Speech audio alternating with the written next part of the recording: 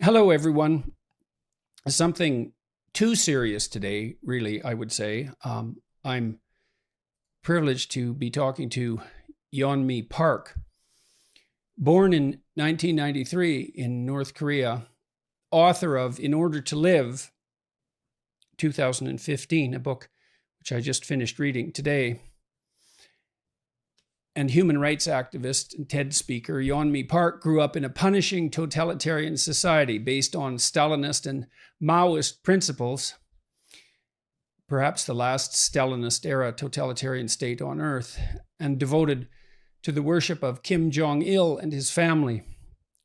But at the age of 13, she and her family made a daring escape to China in search of a life free of tyranny and indeed a life at all. In her viral talks, viewed online nearly 350 million times, and in her book, Park urges audiences to recognize, think about, and resist the oppression that exists in North Korea and around the world. Hi there. Dr. Peterson, it's an honor to be on your show. It's very nice to see you. I finished about the last third of this book this morning, and it makes for harrowing reading. There's no doubt about that. So you lived through some of the harshest times, I would say. You and your family likely lived through some of the harshest times in North Korea in the 90s after the Berlin Wall fell and the Russian communists stopped supporting North Korea's economy. Maybe we could start, I think, by just allowing you to tell your story. So you can start wherever you'd like. And Thank you. Exactly as you mentioned, after Soviet Union collapsed, they were stopped helping North Korean regime. And North Korean regime is like run by central government economy. So they decide how much rice you can eat that day per person based on their class. So even though the biggest irony of North Korea is that it was founded the idea of equality, make everybody the same, the communism, and then they call even themselves as a socialist paradise. But they made into North Koreans into three big categories of classes, and within three categories, they divided 50 subcategories of classes. So it became the most unequal society that you can imagine right now in our human history. I was born in the northern part of North Korea. So during this great famine that was man-made famine by Kim regime, that's where most of North Koreans died, in the northern part where I was born. And the people in Pyongyang, in the capital, they were still well fed. So the modern example that I found was actually the Hunger Games. There is a capital and they divide 13 different districts. They make everybody else outside the capital on verge of surviving. So people do not think about what is the meaning of life, what is freedom. All they have to think about is next meal. Like, can I find food to feed my child? And in Pyongyang, they are really well fed and they have every intention to maintain the system and the regime. So that's where I was born in the 1993. Seeing the dead bodies on the streets was literally everyday thing. I never knew that was like weird word. And that's what got me the first when I came out. People were saying, why there's no revolution in North Korea. And first of all, we don't even know the vocabulary revolution in North Korea. It's a country where they don't teach us about the word love. There's no romantic love in North Korea. I never heard my mom telling me that she loved me. The only word that we know, love, is that written form of the word where we describe our feelings towards the dear leader, not about to another human. So there's no word for love, no word for human rights, dignity, freedom. And that's why, people in North Korea, they don't know they are oppressed. They don't know they are slaved. You said the information control was so total that you had absolutely no idea what was happening in the outside world. And you believed at that time that despite what you saw around you, that other countries were much worse. So even here right now in this 21st century, North Koreans do not even know the existence of internet. And we do not even have electricity. So of course in school, I never even seen the map of the world. I never even knew. So in school in North Korea, they don't teach me that I'm an Asian. They teach me that I'm a Kim Il-sung race. And North Korean calendar begins not when the Jesus Christ was born, when Kim Il-sung was born. So they cut out entire information and people literally get executed for watching photo information. And that is a crime to be dead in North Korea. So you do not have a freedom even to travel abroad.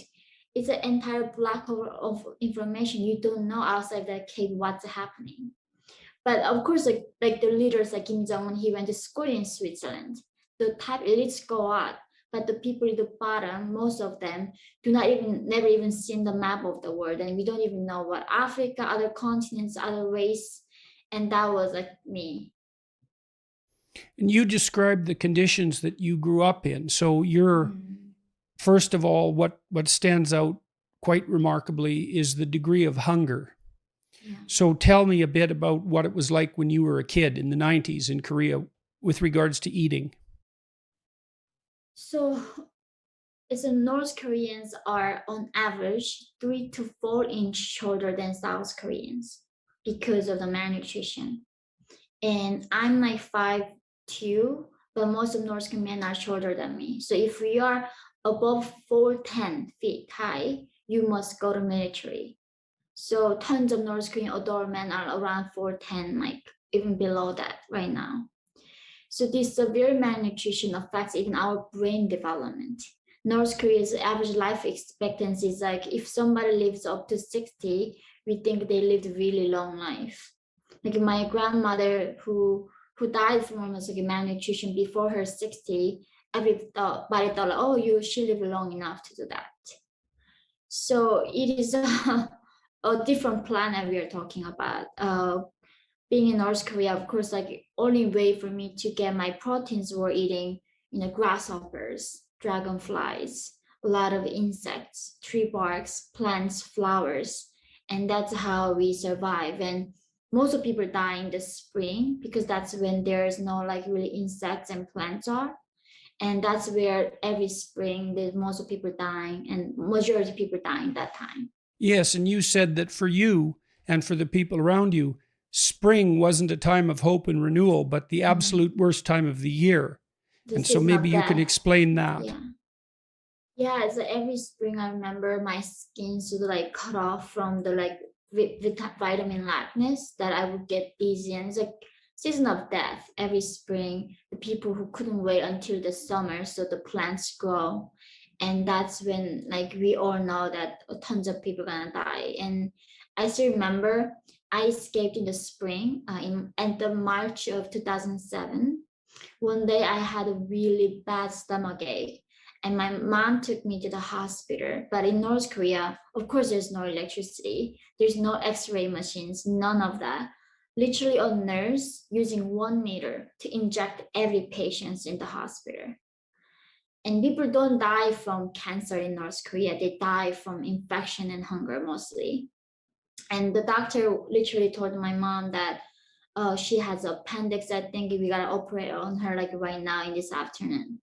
And they do not use anesthesia. It's a very like people don't use anesthesia in North Korea. So they would cut my belly open that afternoon, and I was fainting. And they said, "Oh, she just malnourished. She got some infection. She doesn't have any appendix."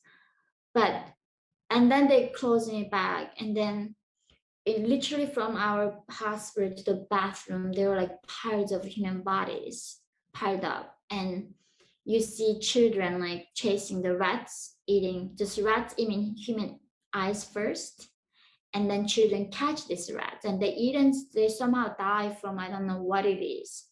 Then rats eat the children back. So this cycle of us eating rats and they eat us back is going to continue.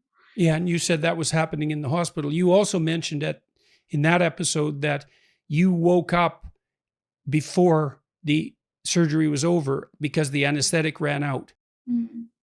It was it was not even like actually a full anesthetic. It was more like a dose of, I think, sleeping pill, like a lot of tons of it. So most of people in North Korea right now, even when they cut their legs open, sewing their bones, they do not give any anesthesia because it's a free healthcare and regime do not provide anything for the people. So yeah, you mentioned as well, and so we can talk about your familial situation, that in the 1990s, the average Mhm. wage in Korea was the equivalent of $2 a month. Mhm. And so $1.90 a day is what the UN regards as the line between poverty, like absolute privation related poverty, and enough to barely subsist on, $1.90 a day. And so North Koreans were making as much in a month as the UN allows for poverty in a day. And you describe, well, eating virtually nothing. Rice was a luxury. Other forms of food, especially protein, were virtually unheard of, including fruit. And you, in some of the most memorable sections, you described going out into the fields with some other children, and you were about 7 or 8 years old, I guess, at this time, and catching dragonflies and roasting them with a lighter. Mhm. And that was where you got your protein.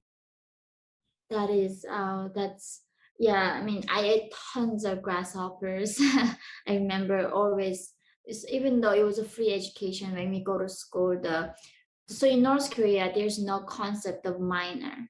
And there's no concept of I. They don't allow us to use the word I. So even though like I say I like food, they say we like food. We like our country. So and in that scenario, when we go to school, they all view us as a revolutionaries.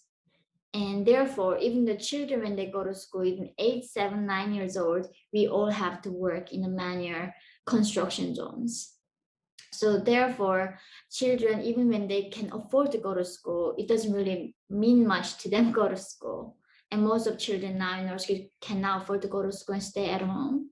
And that was like my job. And parents go out to find food. Children would like clean and bring the drinking water. We don't even have a sewage. And going to mountains and bring a lot of the firewood because we don't have gas or coal, anything. We have to find anything we can find in the nature to cook food. So it's almost like 16th century of lifestyle that we go to the river and we bathe in the summertime, and in the winter we don't bathe. And only a few times we take bath. And that's why I still sometimes cannot believe that this is the same life that I'm living in right now. So you mentioned earlier the class distinctions that were drawn in North Korea. And this is a characteristic of other totalitarian states, including those hypothetically predicated on absolute equality. You saw this happening in the Stalinist era and also in Maoist China, where if your family members were associated with a group that was deemed oppressive, then that still might impede your chances of survival, let alone progress 3 or 4 generations later. So and I believe your family, if I remember correctly, your grandfather or great grandfather was a landowner. Mhm. And so what did that mean?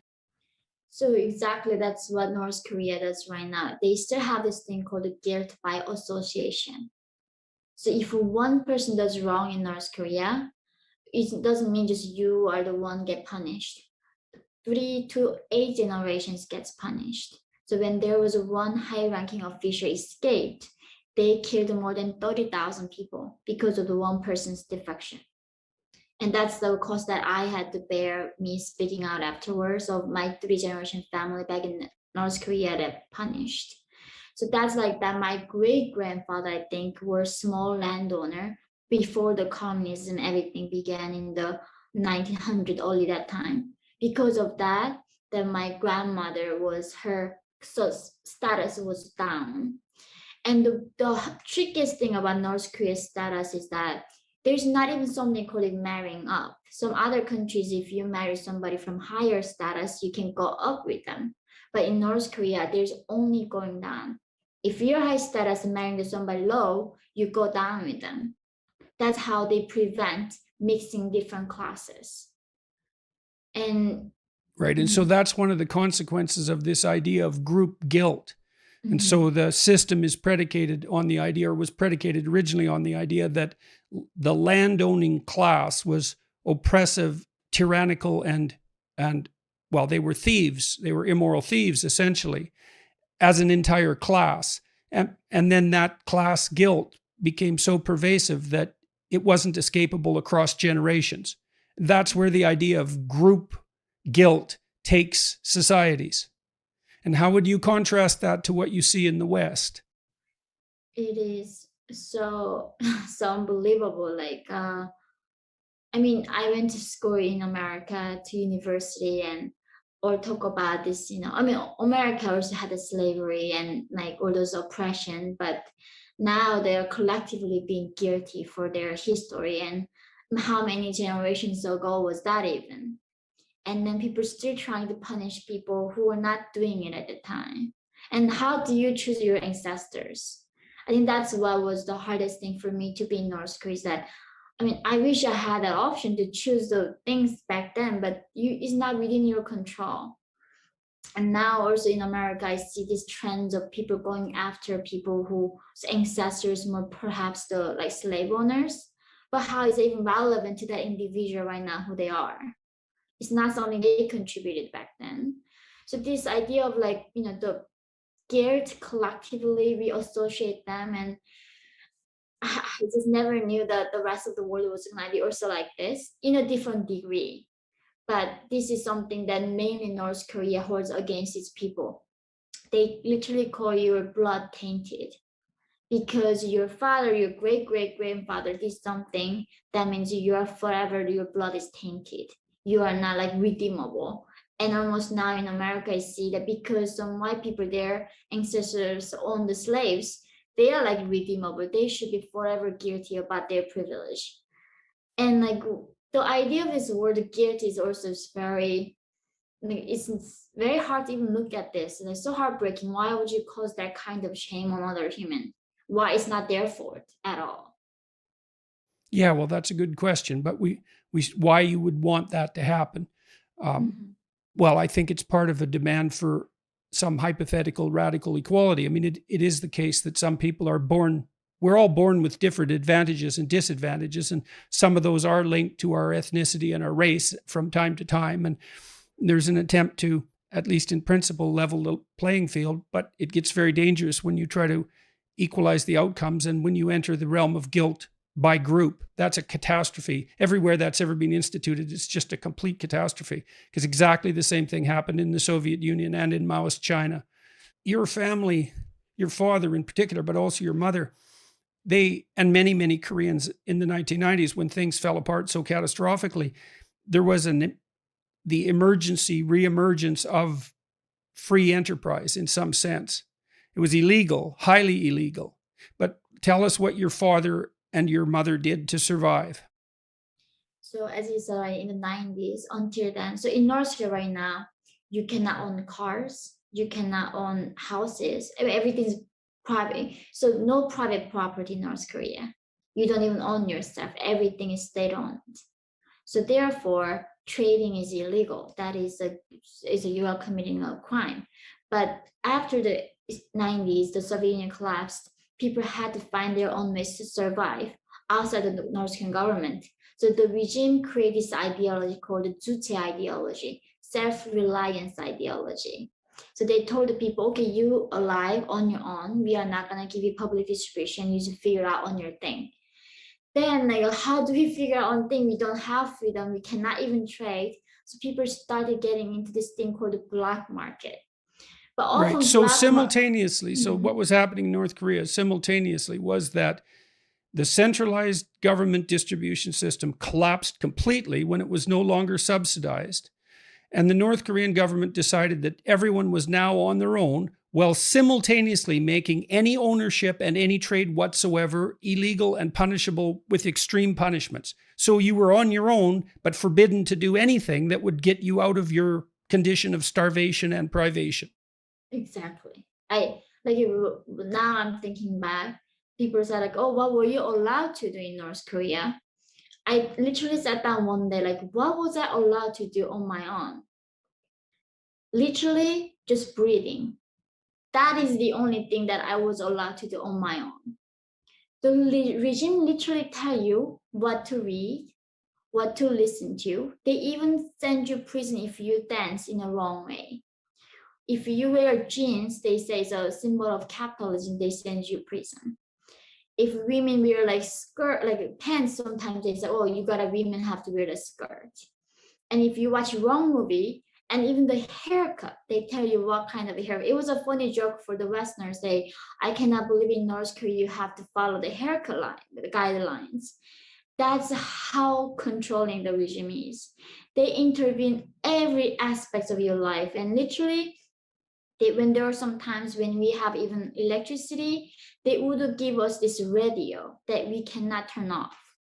We can lower the volume, but can never turn off at home. So they force us to listen to this propaganda blast. Right, and it's stuck on one channel. Yeah, no, there's only one channel. And you can't move the station selector to listen to anything else. That's illegal as well. Yes. And that's the thing, like the regime doesn't allow us to do anything, but let us somehow find a way to survive. And of course, that means breaking the rules in North Korea. And my father was involved in black market, where he started selling dry fish, sugar, rice, clothes, clocks, and then later the metals like copper, silver, copper. And of course, that was illegal, and that's how it was sent to prison camp. Right. And so he started to trade. Mm-hmm. And you mentioned in your book that the trading, as far as you were concerned, that the trading activity that emerged as a consequence of the black market gave North Koreans their first small taste of freedom. Mm-hmm. So what do you mean by that? Why did that strike you that way? Because trading is a very empowering act, because until then, North Koreans have to rely on everything from the regime. Like literally even the water, everything. But when we started being creative and they say, okay, I can find the corn like a cheaper price in this region and then bring it to the other region and bring maybe fabric from this region to the other region. So we start getting more control over like how we even think, how to look. But it was like North Korea's marketization was extremely controlled and still very limited. But that was almost just giving the people now to think, oh, there is a life when I take my own control of my life. It's better than relying on government who just promise to take care of everything, but who never does. So now the younger generation has tasted marketization and thirsts for more freedom to being in the market system. So your conclusion was that there was a direct connection between the act of engaging in free trade, say, mm-hmm. at the personal level, and the idea of freedom itself. Because it forces you to think for yourself when you trade. When you trade, it's not like you're thinking about, oh, how am I gonna like become a better revolutionary for the region? You think for yourself, like how is it gonna benefit me, my family, if I do this? But for North Koreans, thinking for yourself was something so unheard of. Like when we are born, the first thing they teach us how to bow properly and respect. And the first thing that my mom told me as a younger was not to even whisper, because the birds and mice could hear me. She told me that the most dangerous thing in my body that I had was my tongue. If you slip out a wrong word, that is end of our like entire family clan. That's how much dangerous your tongue is. Yes, so you carefully discuss your experiences with free trade and attribute to that the dawning idea of autonomy and individual freedom, whereas the act of trade is deemed illegal and immoral by the totalitarians, and that's associated in some manner with their insistence that private property is theft and that capitalism by its nature, which would include any free trade of any sort, is also corrupt and malevolent. Right. So, all right. So your mother, you talked about the restrictions on your speech, that even the mice had ears, so to speak. Your mother was almost thrown into prison camp because of comments that an uncle of yours made. I believe he was visiting from China. Mm-hmm. And so can you tell that story? So when I was really young, we had some relatives from China. He came and told my mom, and Kim Il Sung, the first king, died.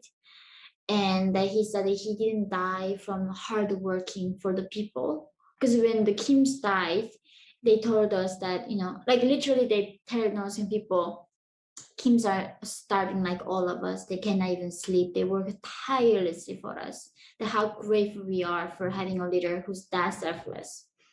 But told my mom actually he didn't die from like those exhaustion from hard working. Rather, he died from some heart attack caused by medical condition. And then my mom was a true believer still. She was telling her best friend that, can you believe how foreign like bad people are saying like these ridiculous rumors about our dear leader? And she was more like telling out of anger that she heard. It wasn't like she was questioning it. But even that was so in North Korea right now, like you and me, and there's one person, three of us sitting here. I'm watching you, and you're watching the other person, and that person watching me. So even though being a nice person, not gonna report on you, I know that someone watching me gonna report on me. But if that person is not reporting on me, then he's gonna be also reported by the other person. So you're being spied, and you're just spied on someone. That kind of system made us to not trust in another human. It killed our like trust in another person. Like we are always paranoid. So that's a good lesson for my mom to learn. Even she thought all her life that was her best friend. She was a spy. And she told the officials, and my mom almost like risked killing all of us. But the thing is, because she never slipped the word to another person, and she said from the intention of defending the revolution, they like pardoned her and told her never ever say something like that ever to anybody. So even my father never knew what was happening there. Right. So even though she thought the rumor was a lie, and when she talked about it, she was outraged, that was still enough for a full investigation with a tremendous amount of danger associated. And it was luck in large part that she escaped from more severe punishment. And the fact maybe that she had small children. Definitely. Like right in North Korea, like when you have a newspaper, every front page has to be Kim's. But when you turn in the back of the newspaper, you don't see the photo of Kim's. By mistake, if you rip that newspaper, your family goes 3 generations to the concentration camp. So if you rip it. Oh yeah, so it's like if you get a newspaper, you gotta be very careful how the photo is gonna be positioned. So every household in North Korea have them portraits of Kims. If your house caught on fire, the first thing is not you holding your child and one up. You have to hold the portraits till your death. Otherwise, it's gonna kill 3 generations of your family again. So this is like the Kims are gods to us. They are almighty, that who can read our thoughts. I literally believe that it was like so North Korea copied the Bible.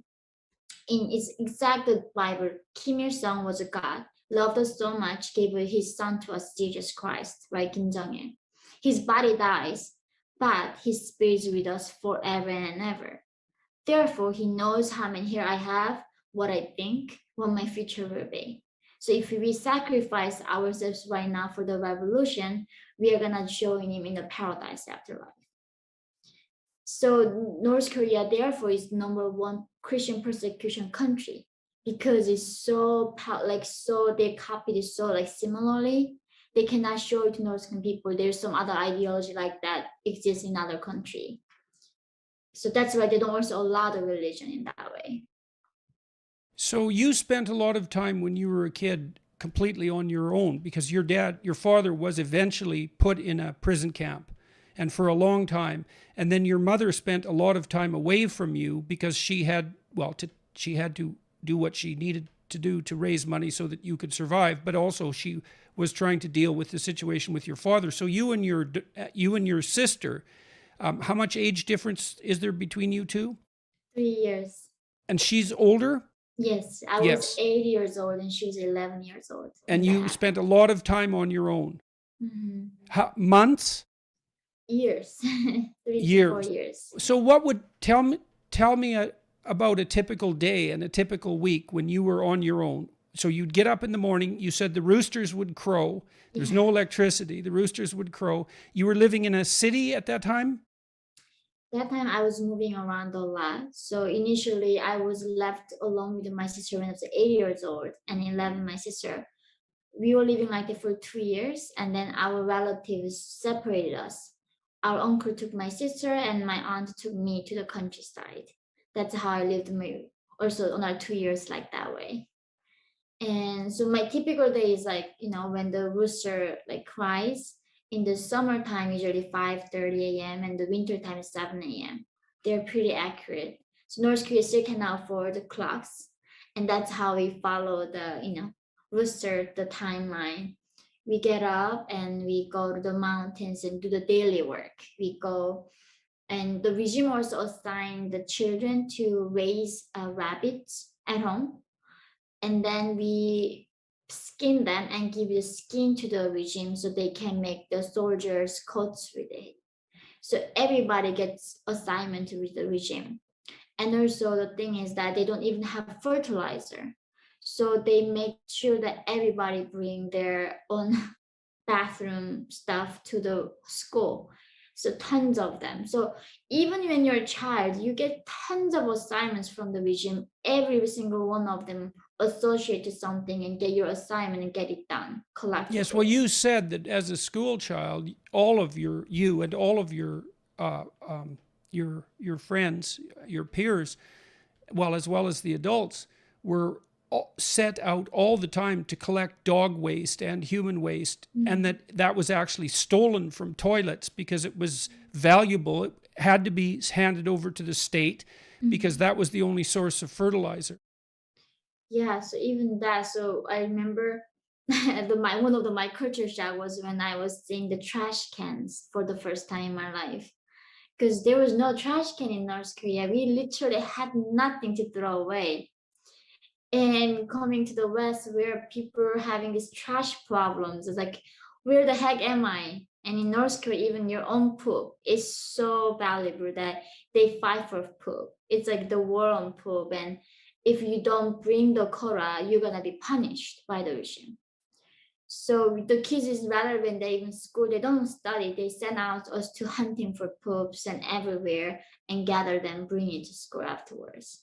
Right. Well, that was one of the most striking parts of the book. I've read a fair bit about poverty stricken existence under totalitarian regimes, but that was the first time I'd encountered that particular wrinkle, let's say.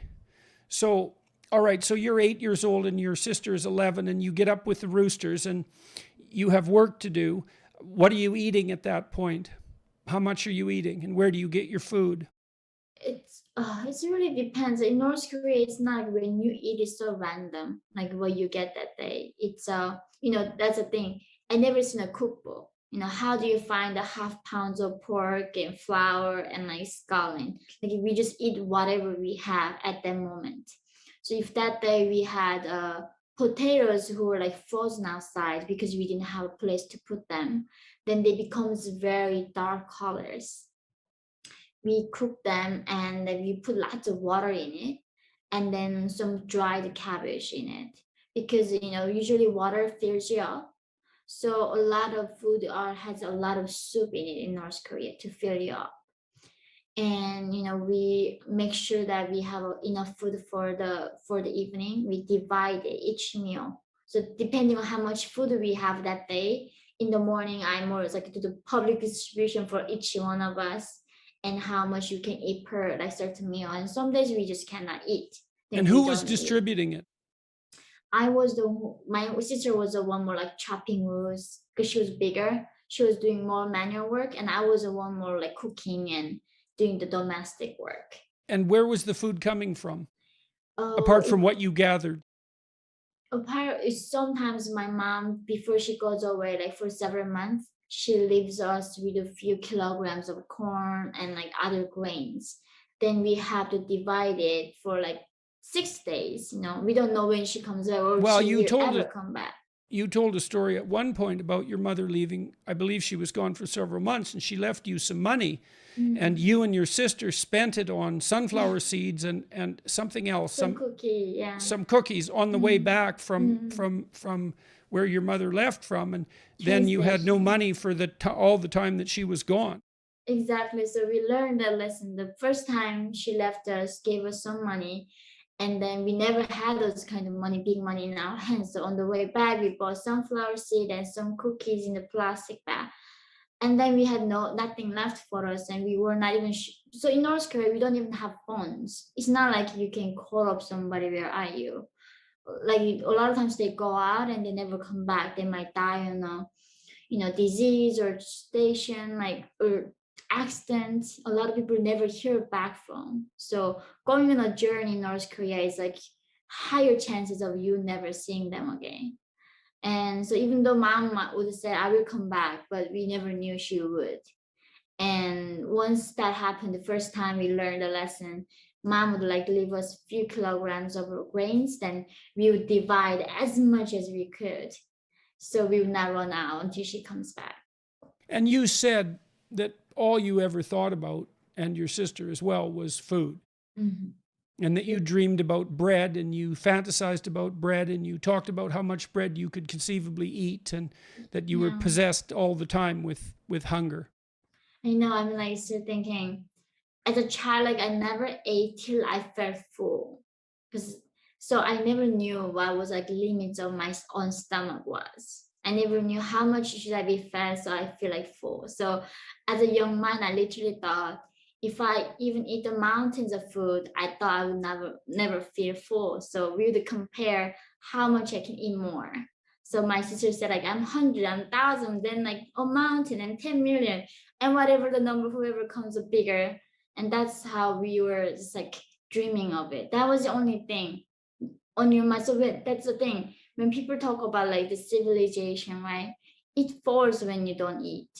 People like become animals. You lose all this dignity. All you're thinking is just food, basic survivor. And that's what my people always dealing with, the basic survivor. Yeah, and you were at that time too, you were seeing death everywhere as a consequence of starvation. Mm-hmm. I still remember like one day my sister and I walked by near the well. It's like people bring the drinking water. There's a young man, I don't know, like maybe teenager. He lies down and his intestines comes out of him, and he was still alive. And like, I'm hungry, give me something. But as a young mind, I didn't even feel sorry. That's the thing haunts me the most, is that I feel nothing all my life there. Like, and because every single thing I saw was like that. And now I'm thinking, was I a psychopath? Like, how did I feel nothing about it? But that's, I think, so desensitized North Koreans are. Like, I think if you're in shock, you were in shock all the time. I mean, you said in many of the experiences you had, for example, that you felt like you were outside your body watching. And that's a classic sign of dissociative stress. And you were in a situation like that all the time. So I don't think that you have to consult your conscience about that. It's in your book itself. There's no shortage of empathy on display. So, and I don't think it's a comment on your character. It's a comment on the absolute horror of the situation that you found yourself in. And obviously you were capable of great loyalty to your family members, and even to some of the people that treated you very, very badly. I mean, the men that you were involved with, in part, once you escaped from North Korea, you had ambivalent relationships with. But I mean, in some, you were able to see their humanity despite the terrible situation that you had been placed in by them. So I don't think there's any issue of you not having the full range of human feelings. It's just you were in situations that were so terrible that fortunately no one in the West essentially can even imagine being in a situation like that. None of us, to speak of, or a very small minority of us, have ever been hungry forever, let alone for any protracted period of time, and certainly not to the point of chronic malnutrition. That just doesn't happen here. And so, okay, so you lost your father was imprisoned when you were about 7 or 8.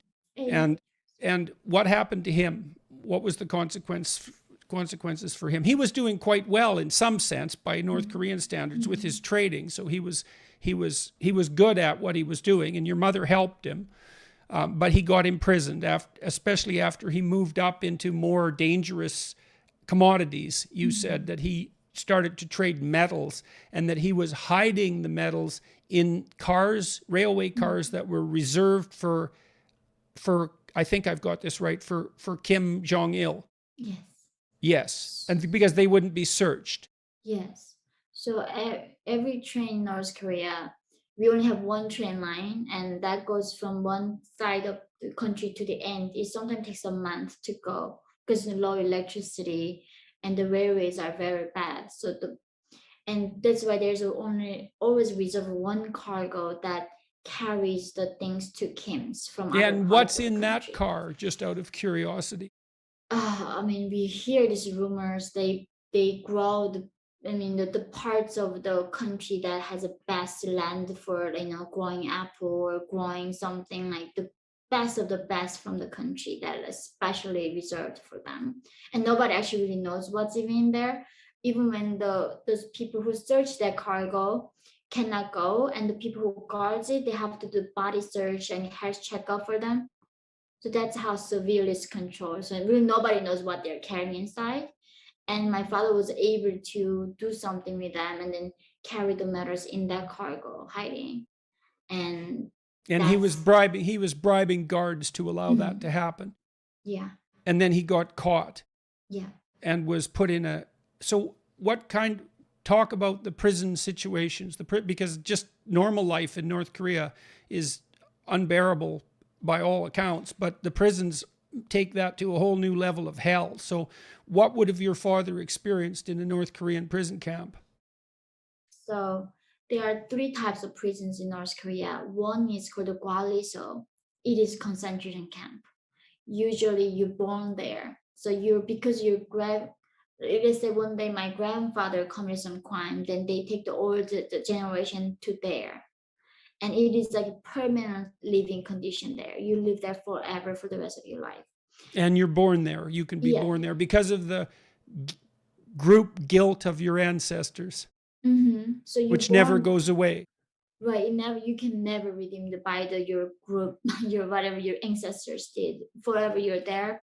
So they don't even consider these inmates a human enough. They don't even teach them who the leader is. They don't even know what Kim Jong-un is in that concentration camp. They are just You said they're not animals. even allowed to look at the guards. Yes, but that is every level. So where my father went was a prison camp. But those people know what Kim Il Sung is. But the thing is, they too also treat them like animals. They don't let them to ever see the guard's eyes. And of course, the conditions are, it's a Holocaust, what the UN said. In 2014, the UN did a 3 years investigation, and the only resemblance that we found in our history is a Holocaust. This is a Holocaust happening in North Korea ever, again. And do you have any idea how many people are in the concentration camps, the worst of the prisons? Do you know what the estimates are? They say around 200,000. And what about the total prison population? Do you have any numbers for that? Because so many are dying, so when you go to the prison, a lot of them die within 3 months. So those numbers are very hard to get. And it's the most secretive country in the world. Even though the America cannot figure out North Korea. So we know that there are positions. We can even satellites seeing those public executions happening, but it's very hard to estimate how many going in and how many dying after 3 months. It's hard to calculate that numbers. And so your father was in prison for how long? He was sentenced to more than 10 years. Initially I thought it was 17 years, but North Korea showed the record. It was I think 11 year sentence, prison camp. He got out something 4 maybe years later for the sick leave, which means he was bribing. That's the thing. Right, he played a trick on the ward. Yes, right. So he thing called a sick leave. Once you get killed, you go back to prison again. And he was a very like a businessman. He lured like guards and get him out, and that's how he got him out during his sentence. And so you saw your father again after a couple of years. How many years were you without him? I think 4 years. 4 I think years. I saw him again when I was 12. Right, and you described that in the book. And so what did you see when you saw your father? What had happened to him?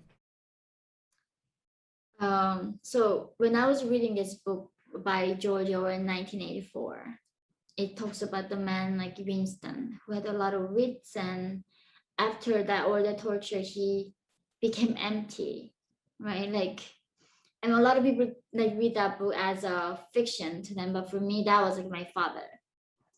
When I saw my father again, of course he had no hair. He just got out of prison camp. I mean, all he got was just bones, like literally skin on the bones. And the thing is, I didn't even feel anything. That's like what I'm still like guilty is like, I felt nothing. He was just so empty. His eyes were just hollow and empty. And then he was starting singing songs like, I didn't do enough for my country. Like he was so guilty that he was not a good revolutionary or whole. And it wasn't him. And in some ways, that was worse than killing him. They killed his soul permanently, that he never came back. Until he died, he felt guilty that the crime that he committed for the regime. Till his deathbed, he told me never betray like the dear leader. And I don't know what he did to him, but he came out as a completely different person. So it was not long after that that you and your family decided to leave North Korea to escape. You were 13. Yeah. Your dad died. Mm. He died of cancer. Yeah. And it wasn't long after he got out of the prison that was the case. Mm-hmm. And then you guys decided to make your way to China. No, I escaped actually. So my sister at 16, she escaped first with her friend. And I told you, as I got my stomach ache, she left me a note to say, go find this lady, she will help you to escape. Initially, I didn't plan to escape with my mom. I was going to escape with my own sister, but because I got sick, my sister had to leave first. I found the note and found the lady with my mom and told her that she told me if I go to China, she said I was going to find my sister. Right. And then, I mean, but when you're so desperate, like you don't even know what China is. Like we don't have internet to search and what's going on in China. Just hoping, because China is the only place that had the lights at night. And if you look at North Korea from a satellite image, it's quite interesting because the entire country is black at night and it's surrounded by the bright lights of South Korea and all of Southeast Asia. But you have this immense territory, the whole north of Korea, that's completely dark. And you talked about standing with your boyfriend at that time, looking at the lights in the distance of China, but you didn't know anything about it at all and had no idea what was going to happen to you if you escaped into China. No, I did not even know what was China. I just saw the lights, and maybe if I go where the lights were, I thought maybe I would find a bottle of rice. That's how innocently we thought about it. And right, and some of that motivation was direct hunger, right? You were hoping to find somewhere where you could at least get enough to eat. Yeah, it was. That's the thing. It's a thing when people say you're so brave that you risked your life for freedom. Like, no, I wasn't. I didn't even know what freedom was then. Like, how do I know what freedom is? And like, I just was literally escaping to find some food to survive from hunger. And that's how we crossed that frozen river that night with my mother and myself when I was 13 years old to China, leaving my father behind back in North Korea. So tell us what happened. Tell us about what happens to North Koreans as they move with the traffickers into Korea, because that's a whole story in and of itself. And it was something you had no idea about. I know this is a thing, like people, the world is obsessed talking about slavery, but this is a slavery that's happening just right now at this very moment that we are talking about this. So there are like 300,000 North Korean defectors are in China, and they are all enslaved by Chinese people. I was one of them. In 2007, we found this lady. Miraculously, she wanted to help me to go to China. I didn't even know why. She bribed the guards. So in North Korea, it's the most heavily guarded border with the people with the machine guns. And Kim Jong-un literally buries landmines on the border, so people would not escape. So entire country is a concentration camp. Entire border is sealed. We were luckily bribe the guards. We crossed the frozen river to China. And of course, the first thing I see was my mom being raped in front of me. And you said that your mother offered herself as an alternative to you. Yeah. And you were 13 at the time. And that was your first introduction to sex of any sort, because there was no sexual education or contact for young people. There was no sexual education and no romance, no dating, anything like that. So that was your first introduction. I don't imagine you even understood what was happening. No, that's the thing. Like, I go there and I was like something 60 pounds. I was very malnourished, maybe 50 something, but so small. And this man was like, I want to have sex with her. And my mom's like, what do you mean? Like, she's only a child. And then he's like, I want to have sex with her. So it's like, just take me instead. And he was raping her in front of me. But I'm like, I just never seen a sex video ever, never even knew what rape was. That word was not even in my head. I just seeing something so horrible that I didn't want to see. And after that, they took us to this house where they would like literally make us stand up, make us turn around, take our teeth and everything, and making price on our body. Yeah, now let me fill in a bit of background there. So the way you lay that out in your autobiography is that there's a heavy demand for North Korean women in China, especially rural China. And the fundamental reason for that, apart from desire for labor, is that China instituted a one-child policy back in the 60s, and many female fetuses were more aborted than male. So there's a disproportionate number of young Chinese men who have no partner and no probability of acquiring one, because there's an absolute shortage of women. And so you and your mother were valuable commodities because of the shortage of women. Exactly. Yes, so I've got that right. And there was a price on, you both had a high value. Yeah. And that's when you entered what was essentially the world of slavery. It's as you said, right now in China, literally 30 million young men has no hope of finding women in their life. 30 million men in China right now. So because of the regime, Chinese regime do not want these men to revolt, even because of dissatisfaction with their lifestyle. In a way, Chinese regime does not cracking down on this human right trafficking either. We are almost like the price they are using to pay for this men not to revolt. And then, so when we go, I was 13 years old, I was a virgin. So my price would be less than $300 in 2007. And my mom's price was less than $100. That's how little a human being worth right now in this 21st century. And then each trafficker buys us, price goes up. So the second trafficker comes and buys us and then pay more price. Then they sell us to the Chinese farmers or the men, or to sell us to brothels or prostitution and like a lot of other like underground work, and sell us like products like commodity. And then I remember that's the thing. Like at 13, they were asking, so in China, in order to be here, you gotta be sold.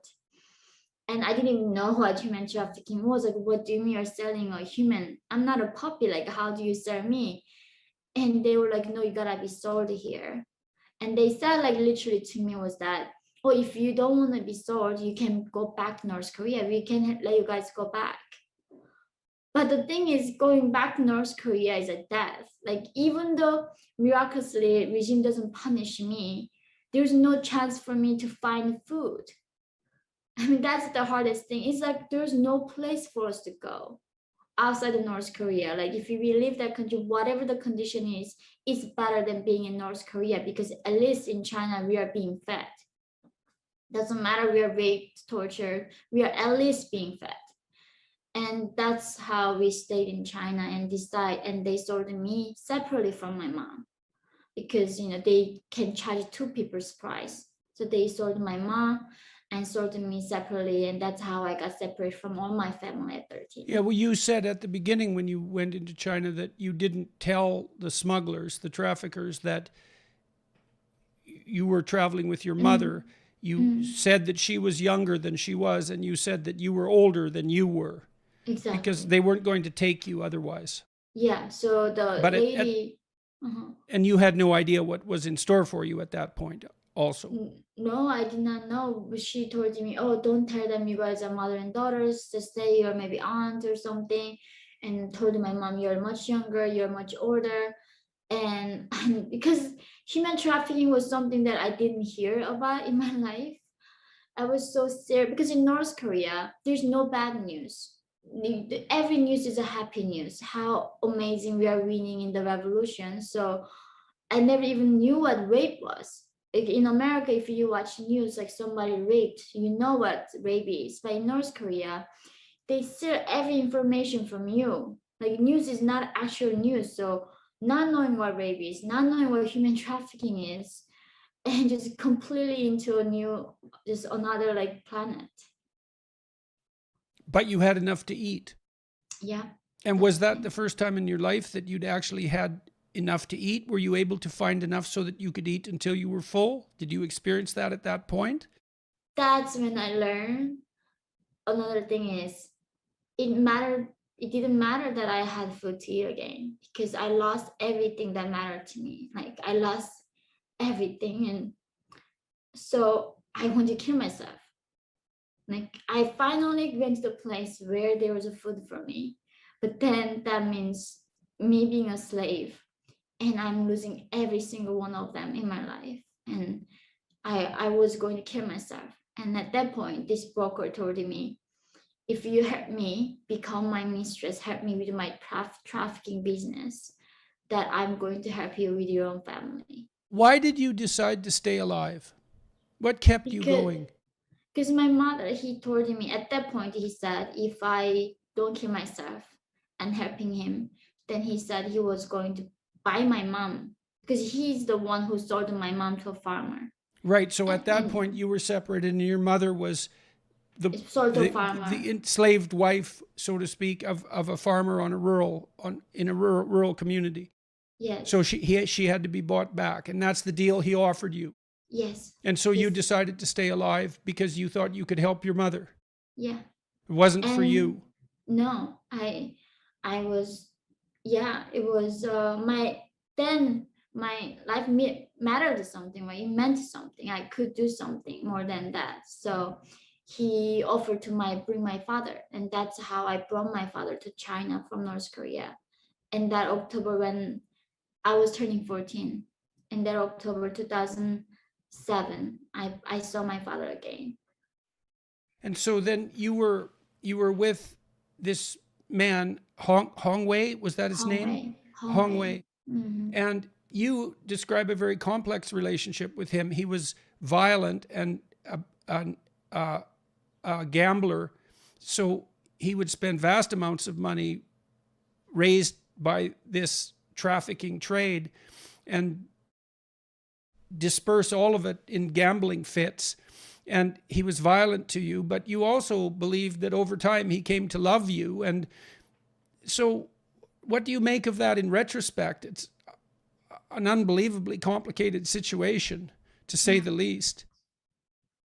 Even though actually is a thing, last year he came out of prison in China after 10 years serving sentence, and I sent him money from the US to help him. And it was for me to, that's the thing.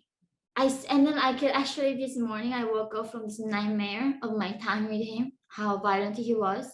All my day I was like, was hard of like all those nightmares I went through. But the thing is, like, nobody's pure evil. Nobody's pure like anger. And I think that's what it is. Like, as much as he was so evil, I'm still haunted by nightmares. He still like saved my parents. He still gave my father's last moment that I can cherish.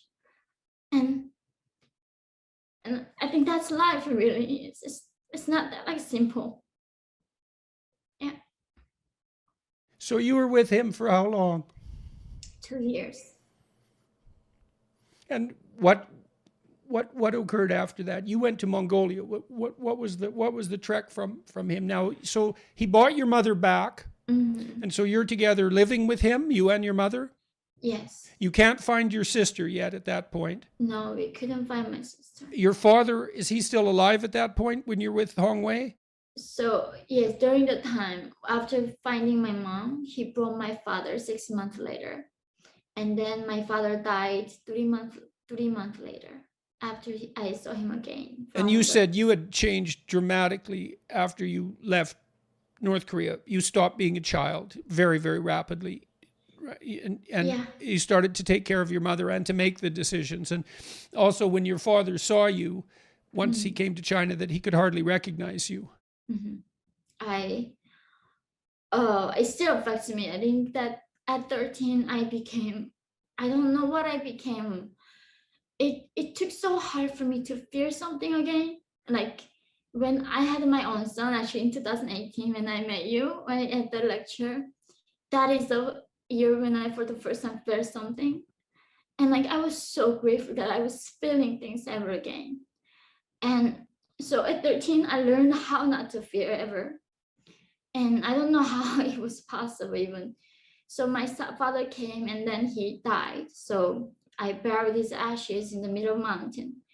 And after that, Hong was like, he blew all his money from gambling. He couldn't even have. You said when your father did come, though, you did revert to being a child from time to time, that you would sit on his lap and that you would turn back into a younger child and then go back into whoever you had become when you went to China.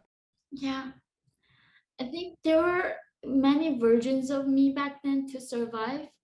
Whatever the version that was fitting me to survive, I think I became that person. It was so complex. I don't even know like am I, which person am I? Like I became so many persons. I still think I just don't even know how that was possible. Because my father before he died, like he was keep telling me about his childhood, and I think he just really missed me being a child, and I think something may brought that out of me. So my father is a very hard thing for me to still deal with, but so he died, and then Hongwei couldn't afford to have us. He couldn't even able to buy us even food in China. That's really bad. He couldn't even able to feed us. So he was saying, okay, I'm not gonna let you go. Then how do we go? Where do we go? Even though your mother at that point, she was insisting that you sell her again, if I remember correct. Yeah, I did sell my mom because I couldn't feed her. She was saying only way for me to feed in China was being sold again.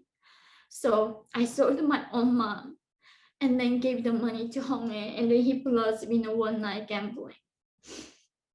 So a few months later, I brought my mom, make her to run away from the farmer that I sold her. And then we luckily found a North Korean lady who operates in a chat room. I don't know you know this. They bring these girls. So it was better than brothel. That's the thing. I had the option of going to prostitution or going to a chat room at 14, and I thought it's much better than being touched by men physically than going to a chat room.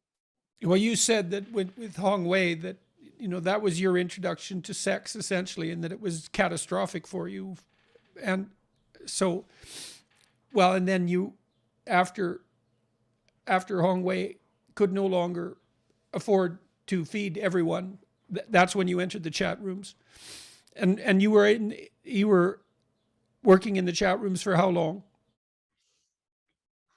Maybe over half a year, maybe less than a year. I think so, like maybe 8 months or 9 month time.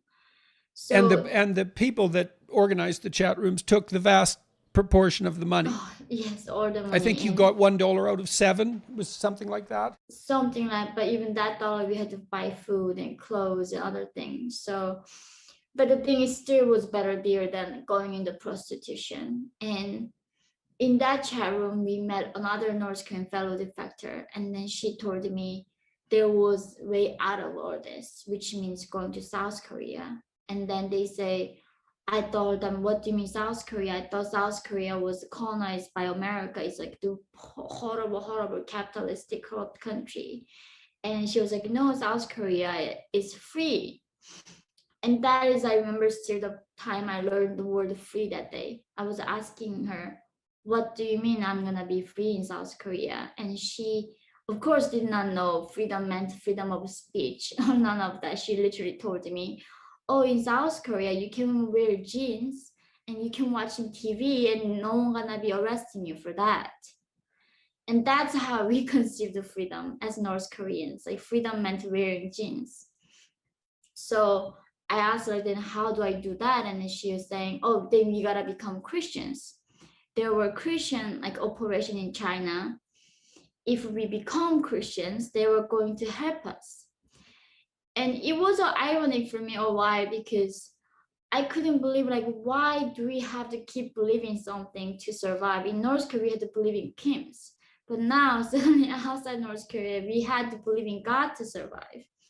But the thing is, we are so desperate. Like, literally, if somebody took me or brought me like a rock, asked me to believe in rock, I would have believed.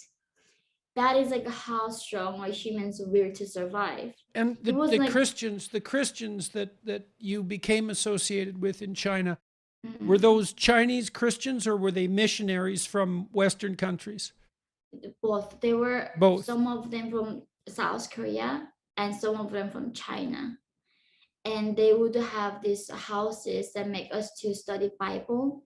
And if we prove our faith to them, they then help us to go to South Korea. And that was a deal that we become Christians and they were going to help us. So at 15, I became a Christian. Like they made us to go fasting. I mean, like we were like managed all our life, but they said God can do more than that. So they go like fasting with a 3-year-old child in our group, a toddler. We go fasting and make us memorize Bible verses, and they come check us like if we memorize it or not. How do you view that interaction with the Christians in China in retrospect? Was there any of that was useful, or was it just another belief that you had to adopt to survive? So truly, honestly, Dr. Peterson, until I read your book, 12 Rules for Life, I was atheist. I was so against religion because right now I'm with Christians at 15 studying Bible, and then they found out about what I did to survive in China. And the chat rooms. Yes, and I remember the pastor was saying, "You're so dirty, like it can never be washed," and he literally, like some Corinthians, some verse telling me that how some sins can never be washed and how I was so dirty for doing what I did to survive. And that was actually a lot harder in some ways to going through all that journey, because when I was at least going through it, I didn't think that was a bad thing. I thought like something you have to do to survive, because my father always told me life was a gift. You have to fight for it no matter what, how hard it is. You should never give up on like life. And then I'm suddenly now with this missionary telling me what I did was wrong. I should have like died instead of doing something that dirty to survive.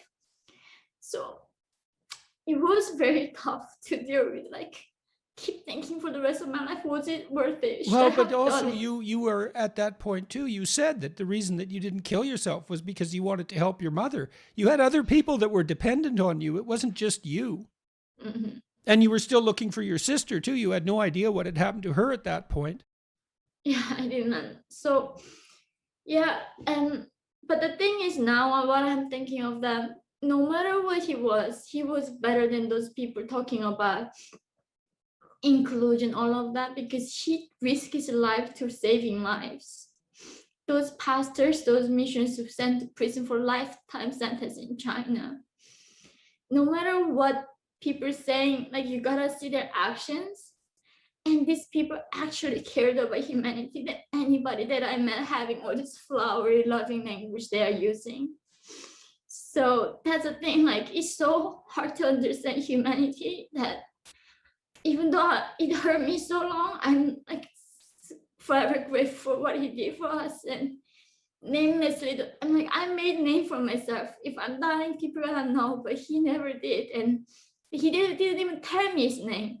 We asked him, like, tell us your name so we can at least thank you afterwards. Like, no, it's not, I'm doing this for making a name. I'm doing this because of love for Jesus, that he loved us. That's why I'm loving you guys so much.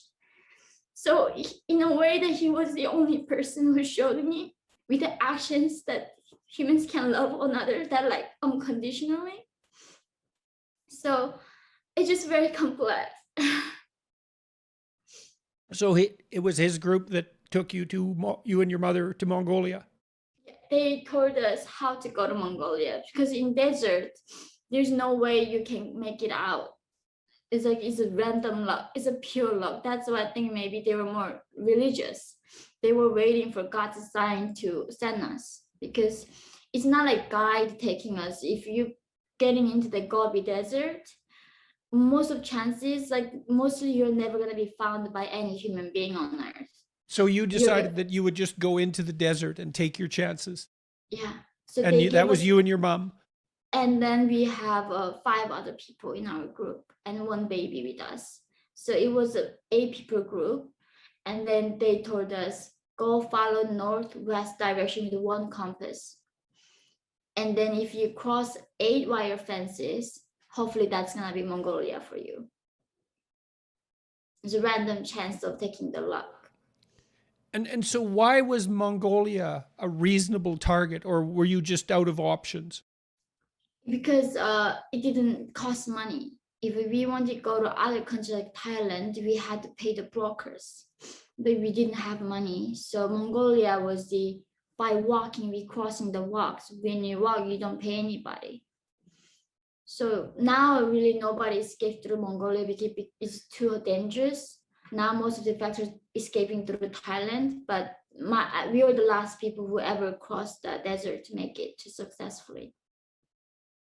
So what happened in Mongolia? You did run across authorities? Yes, we did. After how long? How long were you in the desert? We were actually only there 1 day, but it was 2009 in February, minus 40 degrees. Minus so 40? Yes, in desert. It's below Siberia, so usually guards would think like nobody's crazy enough to cross desert right now in this temperature, because you can die like within a few minutes if you don't move in desert for even 10 seconds. You're frozen there. You're constantly moving every second. And so, you said you had almost no clothing at that point because they told you to pack light. Mm-hmm. Like my mom. How come you didn't freeze? I mean, minus 40 is unbelievably cold. Yeah, that's a miracle. Life is a miracle. It's like some things you cannot explain in a human way. It's just like people say it's a luck. Maybe you can say it's a luck. I don't know. I remember like everything was frozen and we didn't even have gloves or scarves. That's the thing. And now I'm like complaining how cold Chicago is. Like, no, we were wearing these bare, no snow jackets, none of that. And all I remember was we reminding each other we gotta keep moving, because when you are frozen, it gets very sleepy and like you're losing a lot of senses, and then maybe you wanna rest. And then we were reminding each other, no, we gotta keep going, like dragging each other, moving. Every second counts. We gotta move. And did all 8 of you make it, and the baby as well? We made it, because initially we have to drug the baby. If the baby cries, the guard's gonna hear us. So we would give him the sleeping pill to make him sleep. But sleeping in that frozen like weather is so dangerous thing. So we have to constantly waking him up, like passing around between people to keep him awake. And he made it too. Huh. So you you were picked up by the authorities and you were put in a holding camp, essentially. Yeah. It didn't seem, compared to many of the other things that you had been through, it didn't seem as awful. Is that reasonable? So tell us about that. So the thing was in Mongolia, it wasn't something physical hardships we went through so much, it doesn't matter. But the thing is, they were, this is the thing. Later we learned, like, so Mongolia, they wanted to send us to North Korean side, to the Chinese side, and then send us back to North Korea. So we literally brought the lasers and like poison syringes to kill ourselves in front of them. And we thought like they were sending us to China side. But later we learned that these soldiers had never intention, but they loved looking at our reactions, how we would react. Really? And yeah, that's the thing. Jesus, it's so unbelievable. I know. It's like literally, I remember like trying to call myself with a laser, tell my mom like we did everything we could to make it. And luckily they stopped us right before we cut ourselves. But the team who came after us, they went too far, so she didn't swallow the poison. And then they took her to hospital and she became like mentally like lost a lot of her senses afterwards. So it was a game for a lot of people, like teasing us, seeing someone like.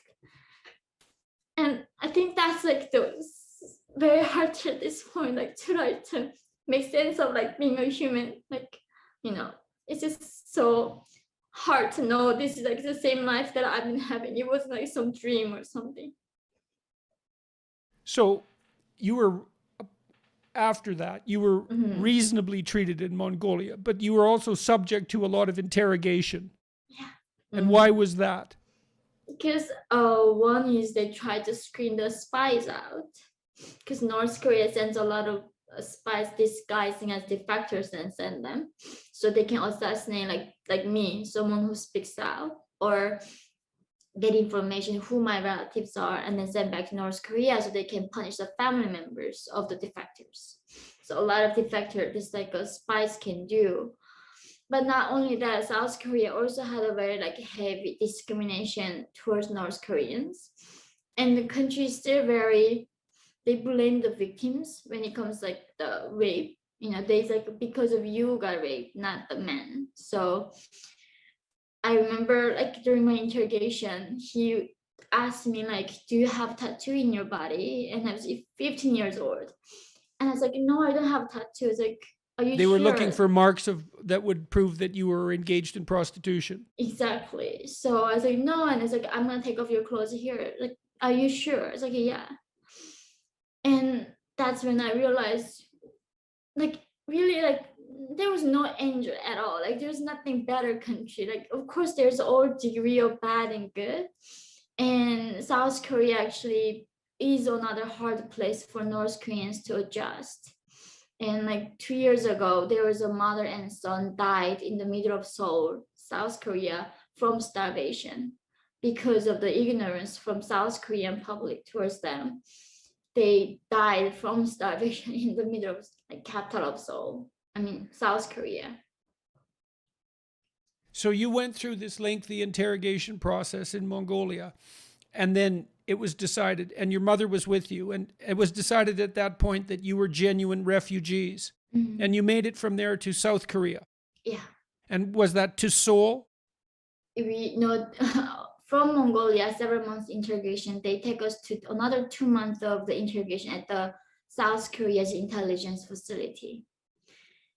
Then they take us to 3 months of re-education program. Right, and that's when they taught you how to be integrated to some degree into South Korean culture. So talk about that too. That's very interesting.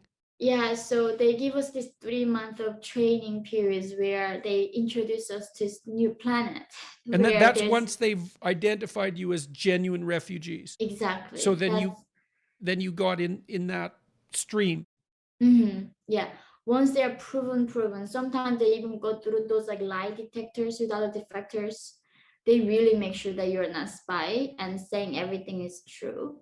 Once that is proven, they process 3 months of training period where they tell us what bank is, right? As a North Korean, we never know what bank or ATM machine is. They tell us like how to ride a bus, how to ride a subway, you know, like the What did you think of all that? I mean, you'd been in China for some time, so this wasn't the difference between North Korea and other countries wasn't quite as shocking, I presume. But what was happening to you when you started to understand the massive difference between North Korea and the rest of the world, and also the fact that everything that you had been taught since you were born and everything your parents had been taught, all of that was, every single bit of it was a lie. What was that doing to you? That was the thing, like as you said. I remember they said, oh, Korean were started by Kim Il-sung, by Americans. And like in North Korea, literally they tell us Americans are bastards, they are the most evil thing, right? And at that point, my reaction was, so if everything that I believe was a lie, how do I know that what you're saying is not a lie? Like, how do I ever trust ever again? And it was the hardest thing ever trusting it ever. It took many years, and when I read by George Orwell's book, The Animal Farm, that's when I realized, oh, what they're telling is actually true. But until that point, I didn't trust what South Koreans were saying. Why was George Orwell's book so relevant to you? Why did it have that effect? Do you know? It's so I was reading this Animal Farm, not even knowing what that is, and it was I was seeing my grandmother in those old pigs and these young pigs. When they're like later, when those young pigs born, they don't even know what life was beforehand. They didn't even know the alternative life looks like, right? Because the first pigs were afraid to speak out, and all that terror, they kept silent. So until I was reading that book, I was only blaming the Kim dictatorship because of the dictatorship that we suffered. But when I was reading that book, I could see all those people were voluntarily, involuntarily supporting in this dictatorship. By terror, they were silenced, but it was their fault too that we end up in this. Everybody did something, contribute something, make us North Korea into, the perfect dystopia that we are reading in the books. Contributing, right? What do they contribute? By keeping silence. By keeping silent? Yes. When they had something to say? Exactly, because when it came to me, doctor, like I didn't even know the word oppression. So if you know you're oppressed, you're not oppressed. But to me, like in North Korean young generation, we don't even know we're oppressed. What is that? But my grandmother knew. She experienced before Kim. She lived through Japanese colonialism. Like she lived through before Kim's. But because of that, their fear of losing their life and the loved ones, I'm sure they had a reason like not to speak up. But because of the fear and not standing up for the rights, just now North Korea in a point where people don't even know what life can be look like. Well, Solzhenitsyn was convinced that a totalitarian state could not exist unless everyone was participating in the lie, and that the most potent anti-authoritarian action is to tell the truth. And that means to say something when you have something to say, because not because you're brave, but because the alternative is worse. Yeah, that's. And it was Orwell. It's so interesting to me that it was Orwell that opened your eyes to that. I mean, it makes perfect sense, but it's still really something. Yeah, I know. It's like that book. I think that's when I realized, oh, everybody was responsible, and that's when I started thinking about speaking out. That's when you started thinking about speaking out. Yeah. I see. Mm-hmm. And so you made a conscious decision at that point. Mm-hmm. Yeah. Why? Because I knew the price of silence. Because like that was the price we were paying, right? Like not even knowing. Like that's the thing. Like when people say, like, why no revolutions? Like, because we don't know we are slaves in North Korea. How do you fight to be free when you don't know you're a slave? And that's a different thing. Like the fact that my people don't even know they're oppressed that's the thing. Like what carries me to this point about my father is not like I of course I would be grateful he ever lived in freedom even one day. But the heartbreaking thing is he didn't even know life could be this free and life could be this beautiful. He didn't even know that. Like life could be so different for other human beings. I just wish he knew before he goes, so he doesn't remember this life so hard, is filled with the sadness, you know. And that's the thing with North Koreans, we are talking with different degree of oppression. They don't even know life can be this way. And yeah, so that was my time of understanding what happened and started believing in this freedom. So you're in the re-education process in South Korea, learning to be a South Korean, learning to some degree how to fit in the culture, learning to some degree how to be free. Yeah. Did you start reading at that point, or when were you? For example, when did you encounter Orwell? Was that when you went to university later? Before my university, so when I was 16, I think 16 years old. And how 16, did you come 17. across the book? It was so I was in this de facto school because I was 15 years old, almost 16 years old. They did a placement exam for me, and as you said, like I don't even know the map of the world. My grade came out like 7 years old, like intelligence.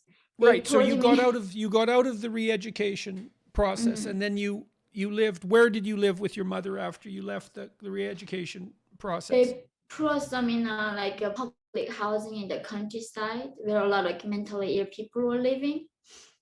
And then that's when you decided that you were going to go back to school. Yes, that's where I wanted to go to school. But then if I want to go to school, there's no way I can be going studying with 7 years old. But even though a lot of defectors do that, 24 they start studying with 7 years old in the same classroom, and I want to take the GED, so I would catch up quickly. And I went to special defector school where they would help us studying in a GED, and in the bookshelf there was this book, tiny book called like The Animal Farm, and I picked it up because it looked very thin. Not big.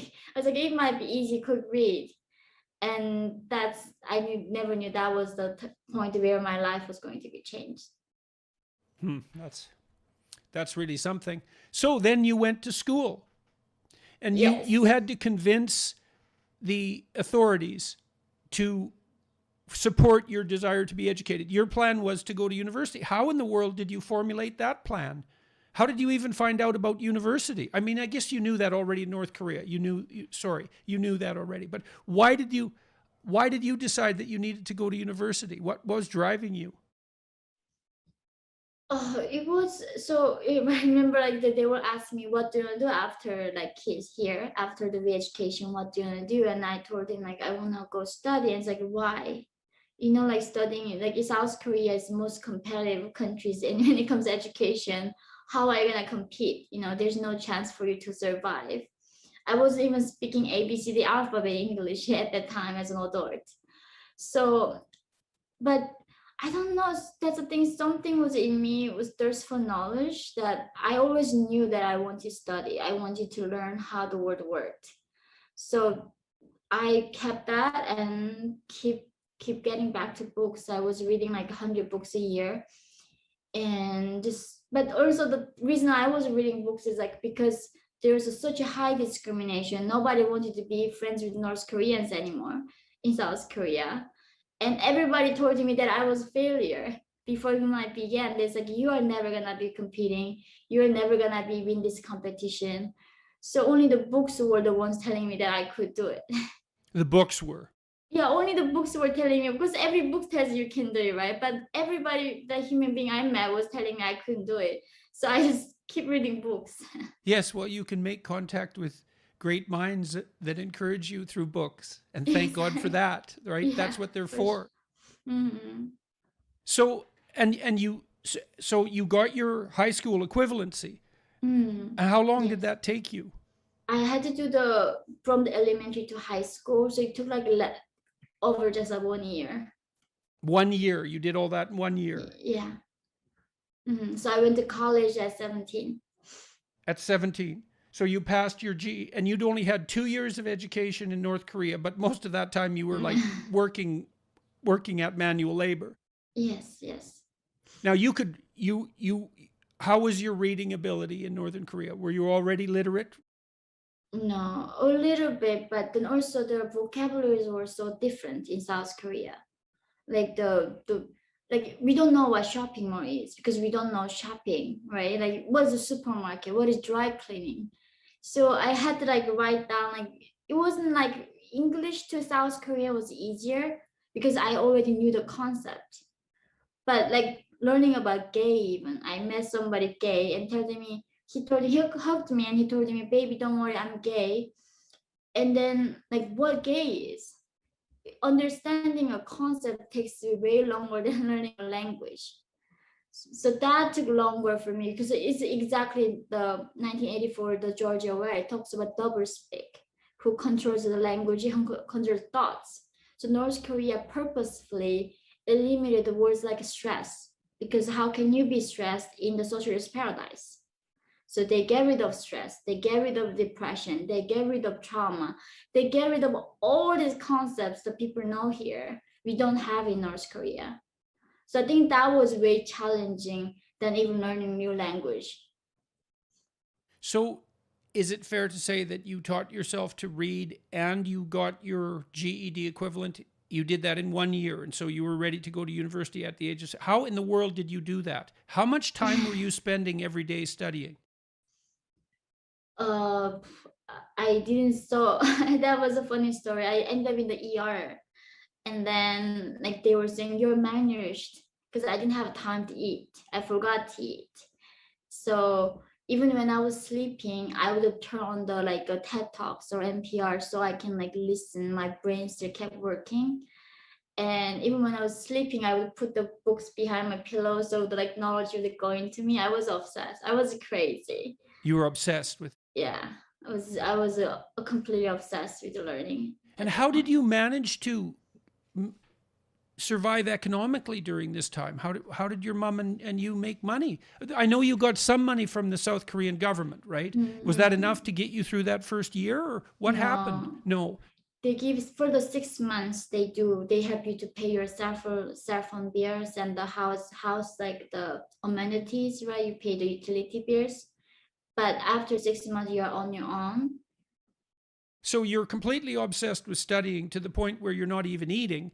And we should also just stress here, it is definitely the case that the education process is unbelievably competitive in South Korea, as you've already pointed out, far and above what people young people in North America can imagine, or in Europe for that matter. And so you were facing very, very heavy competition. So, but you got obsessed to the point where you weren't even eating. That's amazing, because I would have thought that you would have been more motivated to eat after what you'd been through than virtually, but you were hungrier for knowledge than for food, despite, and you had been starved of both. Exactly. I was working at this, I don't know, something called Daiso. It's like a $1 store in South Korea, the Japanese branch. So I was working there as a part-time job, and I was minor. So my mom had to give the like authorization that she would let me work. And then I was working this wedding halls, like serving food as a waitress. So I was working, and then my mom was also doing the dishes and helping me. And I was living in these rooms in Seoul because I was studying where underground, I didn't even have a window. And I still remember those times. I was so happy because I had a goal. Like I was, like this tiny room where you can just stretch your feet like barely. I'm like 5'2", I'm tiny. In that room, I was like living there. All I had was books with me and dream. Yeah, well, a room full of books isn't small. Exactly, it was large, yeah. Right, absolutely. So you got your GED, and then you applied to university in a competitive program, and there was still trouble with you getting in, but you managed it. How did you manage it, and how did you decide what you were going to do? I was going to study criminal justice. It was I saw so much injustice, and even in South Korea, I saw so much of it. I really wanted to understand how that worked. You know, how what this thing is called justice. So I'm grateful they gave me opportunity to study that program. And but now it's just such a, like, I don't know how I was going through all of that, but somehow back then I had a drive that I never even knew I had. And so you were at the university for how long? 4 years? Was it a 4-year degree? It was 4 years degree, but I only did 3 years and a half. Before my last semester, I went to Columbia University in New York and switched my major there. Okay. Now, in Korea, was that at the same time you were also working at a Korean television station? Exactly. Okay, yes. so there's a bit of a detour there. You were cast in some sense as the North Korean Paris Hilton. Yes. So that's extraordinarily bizarre. So tell me about that. What happened? Now I'm studying criminal justice in a top university, very competitive program, doing this physical training to become an intelligence officer later. And then I get a call from TV producers saying they are trying to make a show, because until that point, North Korea was portrayed as very just heartbreaking documentary. You know, people with like looks like robots when their dear leader dies, wailing, looks very inhuman. But they wanted to make a show, entertainment show, not a documentary, entertainment show, bring young girls they thought was pretty, putting in a beautiful designer clothes and studio, put them in a makeup, and then talk about their life in a lightly. So their show model was chat with beautiful ladies. And they had that before, beauties from the Russia, Poland, America. Now they are going to do that with North Korean young girls. I didn't want to go on. I was like, no, of course I'm not. But then they told me, you know, South Korean shows are super popular in China and all other East Asias. Because you lost your sister, your sister might be able to see it and then find you in South Korea. But because before that I was looking for my sister on a one educational program, and they saw me there and then found me, and they knew that talking about my sister was gonna get me. So that was a thing. That was a deal for me to go on the show and talk about my sister, and hopefully she sees it and come to me, because I was still looking for her. But the thing is, because I told them about my father's black market business before his arrest, they thought, and of course, how do I know who Paris Hilton is? I don't know. But they needed a character for each character in the show business. That's what they say. You know, you cannot be complicated. You gotta be one simple thing. Everybody gotta have characters, and then they name you. So I was going into out of nowhere to show business. It is unbelievable. It is unbelievable. Well, it's also unbelievable the role that you were cast in. It has such a it's such a contrast with what actually, well, with what the reality of your life in North Korea really was. But the thing is, in that show, I learned actually what I went through was nothing. Doctor, like, I was in a way of some sense of Paris Hilton, because they went through, like, literally cannibalism is a real thing in North Korea. And I would not want to, people say, oh, don't dehumanize the subject, why are you talking about those things? But like, what I went through wasn't even close to what other people went through. And what my sister went through in China, who decided to never ever talk about ever again in her life, in that 7 years, what I went through was nothing. That 3 years of being on the show and hearing how other people managed to survive made me was like, oh my gosh, I had it so easy. I'm so grateful. I feel so grateful. Like, I still to this day, I don't know how I got that lucky. So you're taking criminology and you're 3 years in and you're doing this TV show on the side, and you discover your sister. Yeah, she did come to South Korea and she saw the show. Eventually she did. And you were reunited with her in South Korea. Yes, she did. I found her when I was 20 years old, 7 And years do later. you see each other now? Now my sister is a teacher in South Korea, and we see each other often, but because we live in a different country, I'm in America, she's in South Korea. Right, but you have a familial relationship. It's just distant.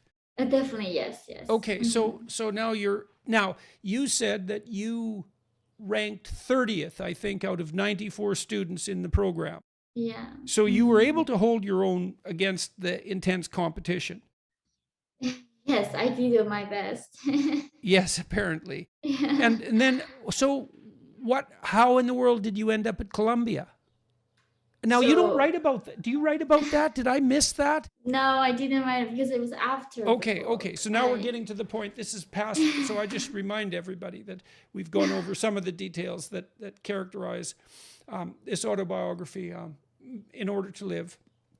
So now we're moving a bit past it because it was published in 2015. So there's been 6 years, six intermediating years.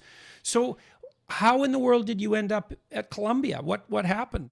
So one day I have a friend in America told me, do you want to go to this conference called like the Youth Leaders Gathering in Ireland? And in South Korea in 2014, I never even been to Europe. And I don't even know what Ireland is. I thought it was somewhere like in UK or something. And then they say, if you participate, they would pay your flight and lodging for free. Every South Korean student's like dream is going to backpacking in Europe. So it's like, oh my God, I got this once a lifetime to go to Europe for free in my college. And then, so this is a conference called the One Young World. They bring the youth leaders from every country. So they called the North Korean embassy in the UK saying, can you send a delegation to us? And we just need 2 delegates from each country. And North Korea regime told them, no, because they have to spy on each other, we can only send 3. So they said, okay, how about we sponsor 2 and then you guys sponsor 1 so we can bring 3. And then North Korea said, no, thank you. And that's also, okay, then we're gonna look for defectors because they didn't want to sponsor for 3 people. That's how they found me, through my friends. So in that conference, I applied to become a delegate speaker along with other 34 delegate speakers. I was just a really average person. And then I did a lot of 3 times like the interview with them. I selected as a speaker at the end, and all other many speakers together. And there I shared about what was happening to my people in China, how the Chinese role on being silent, and still they are allowing this human trafficking happening, right? Like if you see the girls captured by Taliban, like Michelle Obama have no problem standing up for girls captured by Boko Haram. So many people talk about these girls, but when it comes to North Korean girls, nobody talks about it because they don't want to upset Chinese regime. So my speech in that conference really became vital. And that's what you focused on in that speech. Yes, I was only focusing on the women's, what we are going through in China. And I didn't even plan to be that speech go to viral. Nobody can plan it. It was a pure accident. I was in the middle of university attending. I had to go back to Korea too. But that speech became very viral. And then I got a book offer from Penny Random House. And then my agent was in New York. That's how I went to New York. But while I was writing the book, I always loved learning. So I wanted to study. I want to continue my study. And they told me there was a university in New York called the Columbia. So that's how I applied there and then went there to study. And did you finish your undergraduate there? Or did you do an advanced degree? You finished your undergraduate then? I did undergrad 4 years there. So I did almost like 8 years of bachelor. Okay, and so you'd gone to university and came out of North Korea. Then you went to university in South Korea. So you got to see that culture as an outsider. And then you came to the United States and you got to see Columbia University. So what did you conclude about your time in Columbia University? What were your impressions? What do you have to say to people about what you saw? Oh my gosh. So that 4 years from 2016 to 2020, it was a complete madness. I I became very pessimistic about the Western world after university, because like, so literally in these humanity classes, even the economics, I was studying economics for 2 years and later human rights. The professor would send me the emails. Oh, this class we're gonna cover this. If it triggers you, you don't have to come to the class or don't even do the reading. I'm a rape survivor. I'm a slave. I gone through so many things, and they say, oh, this can trigger the rape. This can trigger this, and then like every before the class they say, let's go through what do you want to be called, your pronouns. And my English is not that good. I sometimes mistakenly call him or she, and then they start asking me to say they, and then I don't know how to incorporate in my English that pronoun properly. And it made me so nervous to talk in the classroom. And one day I got into a fight with my professor. She was saying, the fact that you're letting men holding door for you is you are giving in to their overpowering you. And I was like, no, isn't it kindness? Is it decency? I hold the door for people too. It's not like I'm trying to signal that I'm powerful than you. And she was like, Yeonmi, you're so brainwashed from North Korea. Like, and I was a scenario, of course my GPA is gonna be affected, and it's like, okay, I gotta really shut up. I gotta try to do my best to get a good GPA. So that 4 years, I learned to censor myself all over again. And it became ridiculous. Like That's terrible. Exactly, like I literally risked my life to say what I think is right. And now I'm like, contribute 4 years of time, try how to create a safe space and be sensitive enough. So, and like, where am I? And it gave me a lot of chaos. Like, did I become free? Like, where am I? Is there any truly free place in this world right now? Well, okay, so you were in this university in Korea, and Korean universities are intense. And so Yes. how would you contrast the quality of the education that you received, and they're very Western influenced, the South Korean universities. So they're a product of the Western university system. So how would you contrast your experience at the South Korean university with Columbia, which is in principle one of the great Western American institutions, educational institutions? So I do think South Korea is way more technical. They are way more into trying to teach you the skill set. Like, if more giving you actual knowledge. But okay, I think Americans are very obsessed. That was my impression at Columbia. We're really trying to help you how to think, but almost like you want to shape how you think. They are very into shaping your minds, how you think about something. In South Korean study program was more like, oh, this is a fact, this is what happened in history, this is what we're gonna do, this is a model we're gonna apply to solve this criminal case. Like, this is how things work.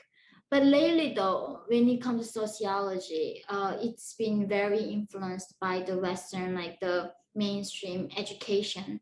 So a lot of anti-Western sentiments was definitely there. And it's just In Korea as well. Oh yes, definitely. All those like sociology and those subjects is definitely influenced. And South Korea is now becoming a communist again. Definitely, it is a sad trend to see that, like, right now South Korean youth demand socialism, and freedom is so fragile. Like, it's never gonna be there if you don't fight for it.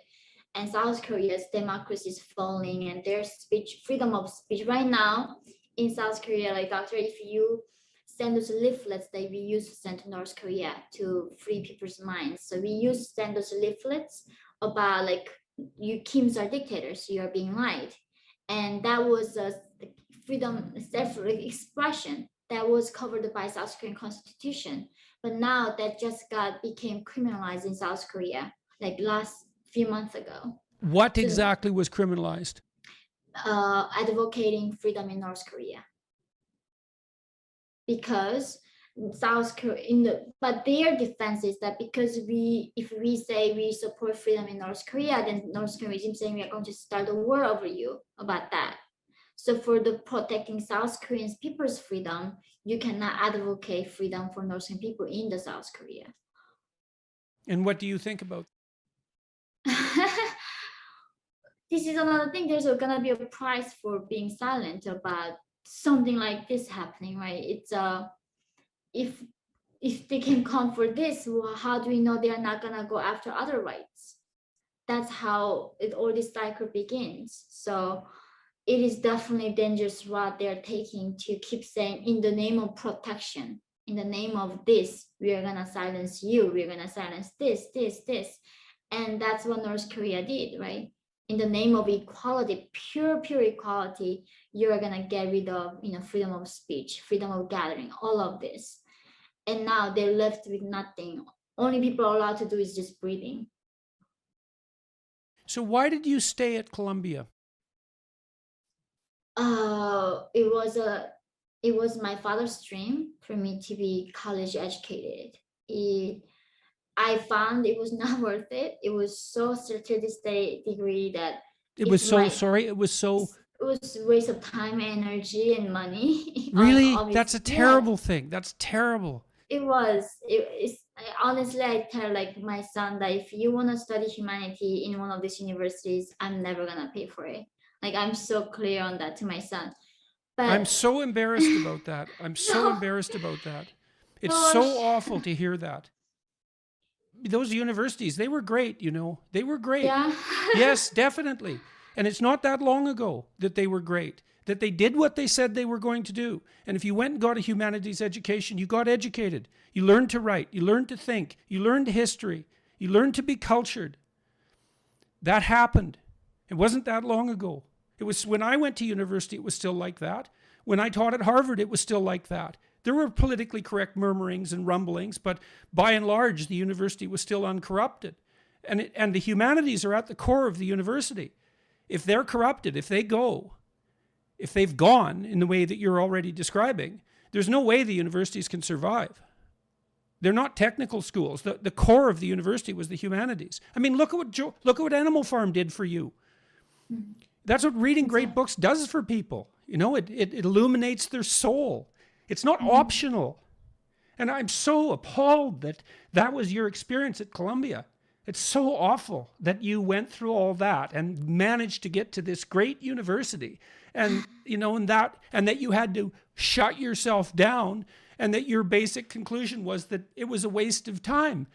Now, did you have courses where that wasn't the case? Did you have courses that were worth it?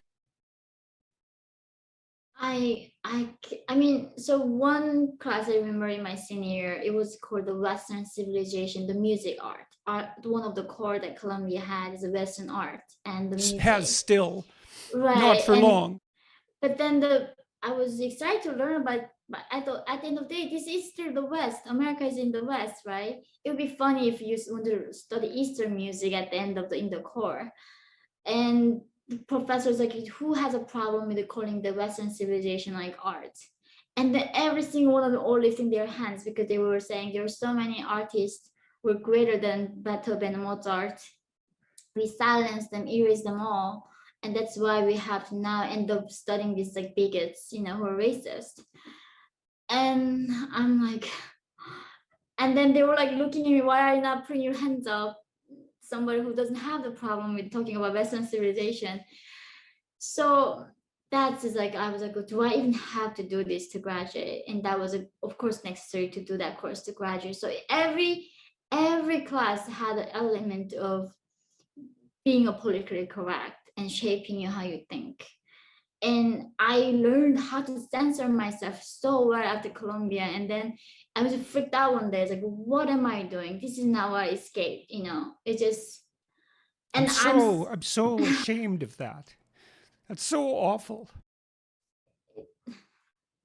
I can't believe it.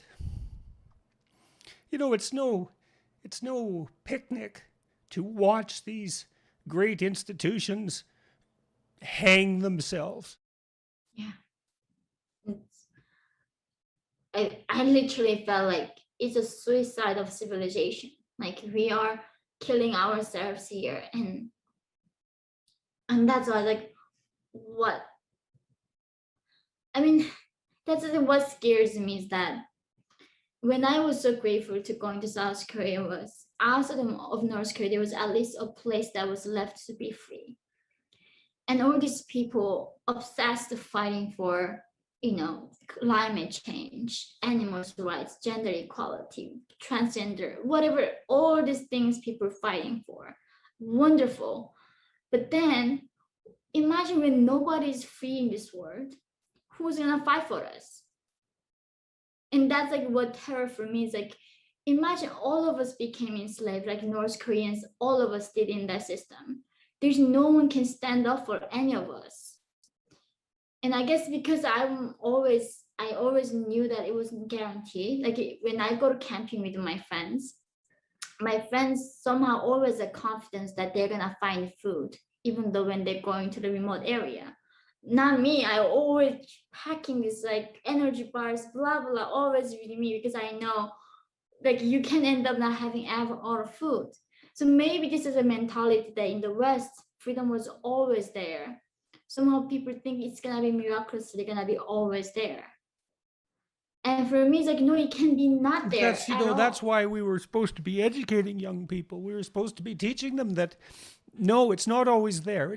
It's fragile and you better take care of it because the default condition is authoritarian starvation. And if that isn't happening, it's a bloody miracle.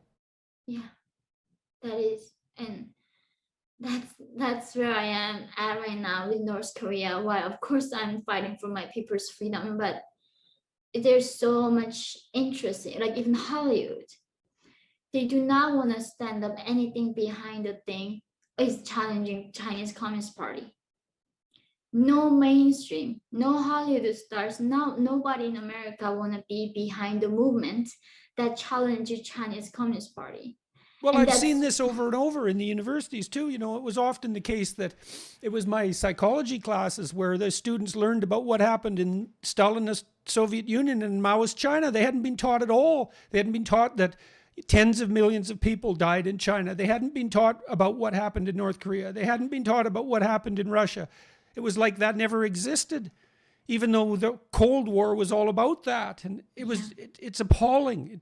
And I think you see exactly the same thing. Well, you're pointing out exactly the same thing. How blind can we possibly be? I know. It's like the people say like, oh, Hitler killed so many people, but do you know actually Mao killed the most human beings on earth?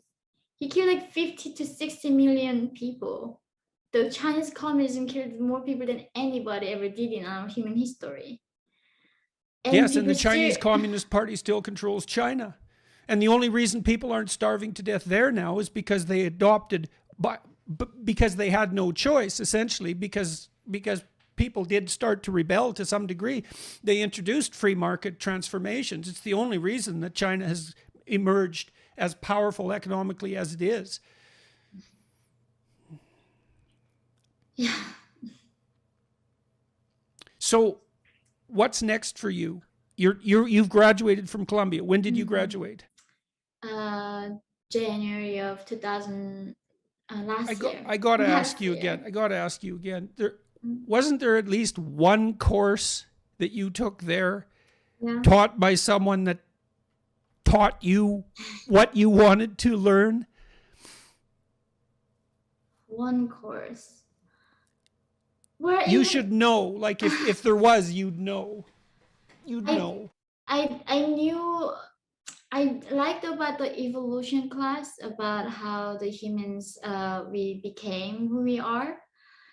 Going through Homo erectus and like habilis or the humanity journey. But then of course they always had a political correctness element always in the textbook everywhere. So I like the economic classes a lot because it really helped me understand how the world worked in some other ways. But then of course it's all about like the payment, gender inequality, payments, blah blah, all that like macroeconomics has that thing. So I think it filtered out. It was good, but I don't think it was worth of that amount of money, especially, and the effort to go. You can't take them on like online these days. I had lots of professors who were great, Like I went to this little college when I was 18, 17, I guess, because that's when I went to college. And it was just an adventure for me. You know, I got the people who taught me. I had an English professor.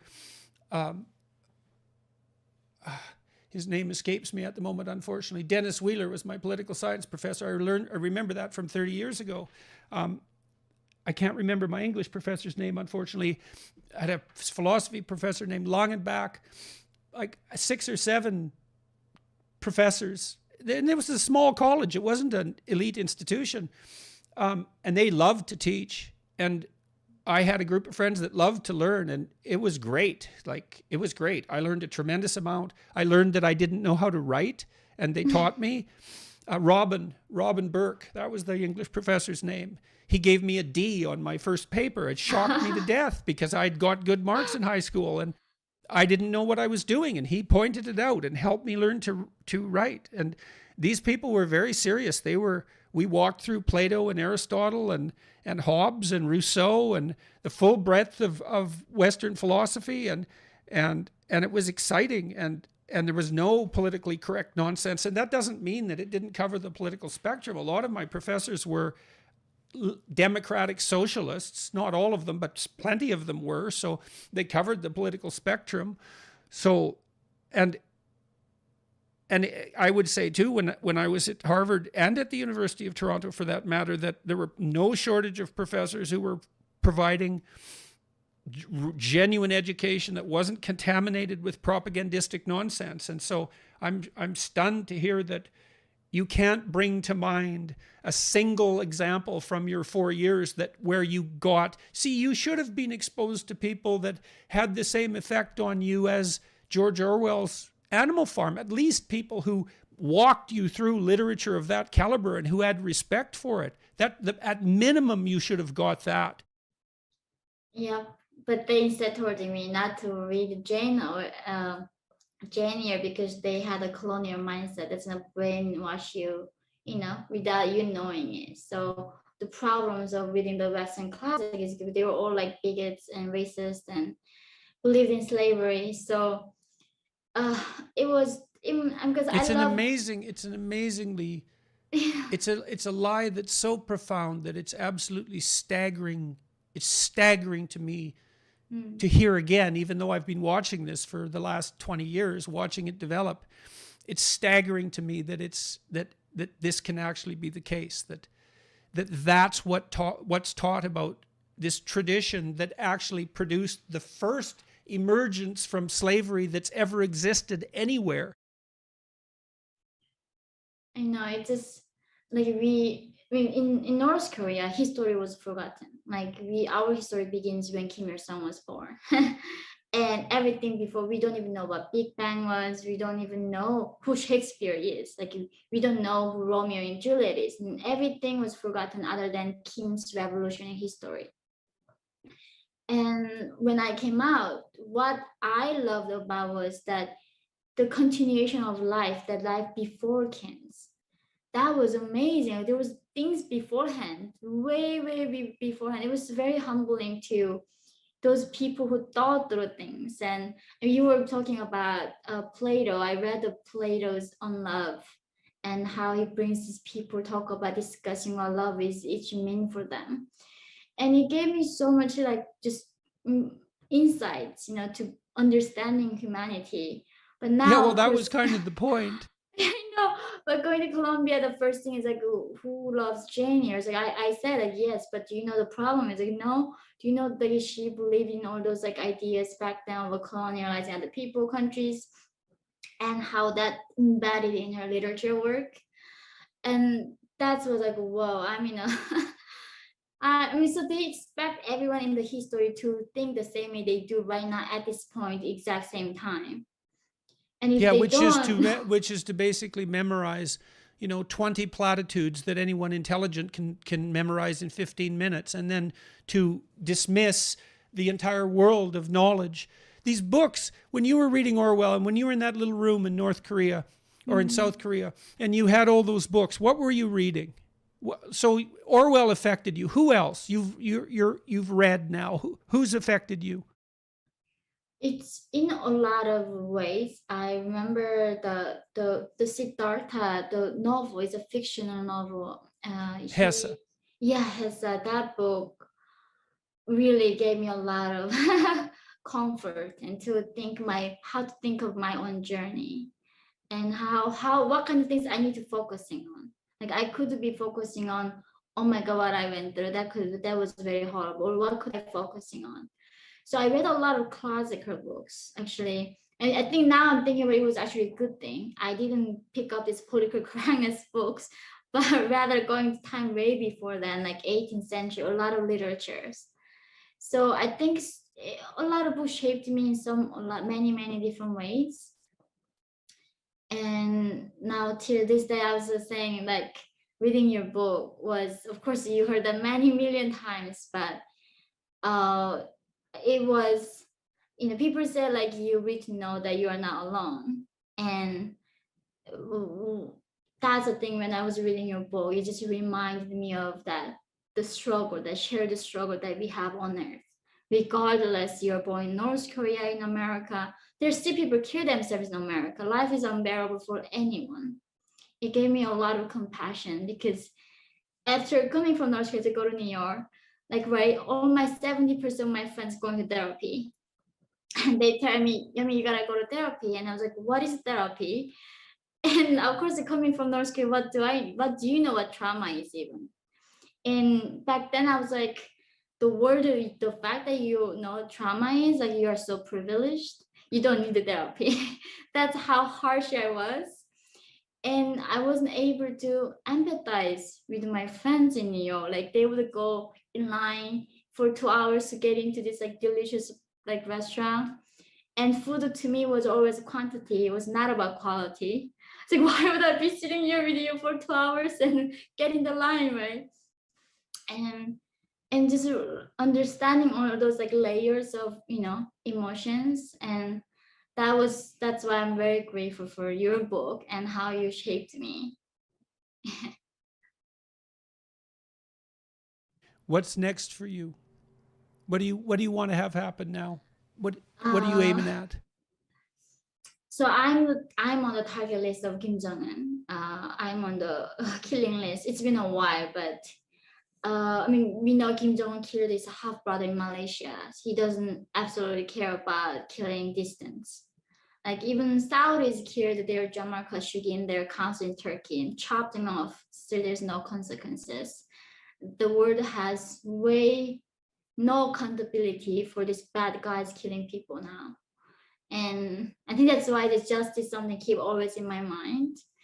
Where if I'm lucky enough not to get killed, I want to do everything I can to raise awareness about Chinese role on enabling this dictatorship.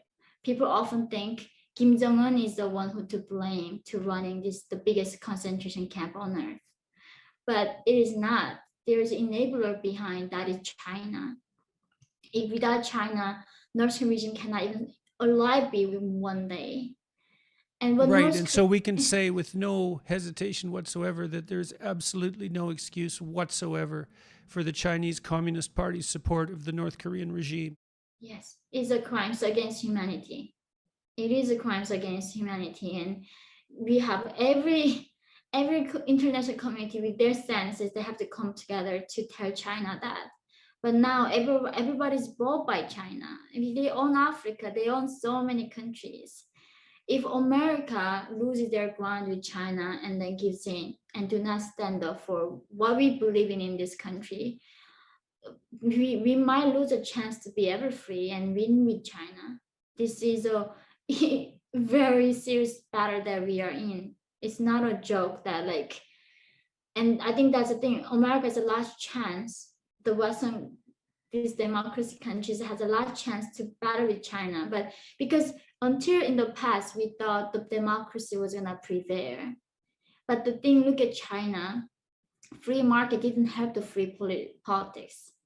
They are developing these AI machines to facial recognition to control people in a degree where we never even imagined before.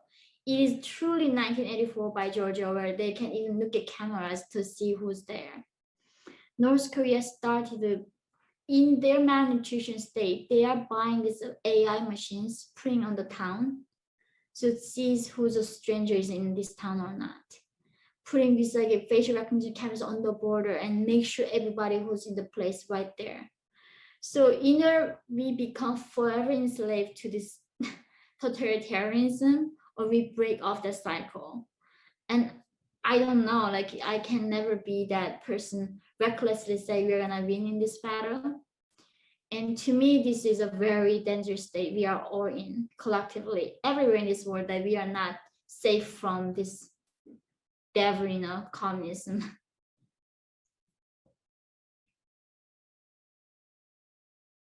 That's a good place to stop. Yes. Sorry, that was very intense interview. It's been. Thank you. Yeah, thank you for. You're quite the creature. I really wish you would have had better professors. You deserve them. No, thank you for everything you do. Seriously, doctor. It's been, you have no idea how it touches so many, us and me especially, and reminding me of like how good still humans are, and really helping me not to lose my hope. So thank you for everything you do. Yeah, you too, kiddo. Your book's deadly, and so are you. Keep it up. Keep it up.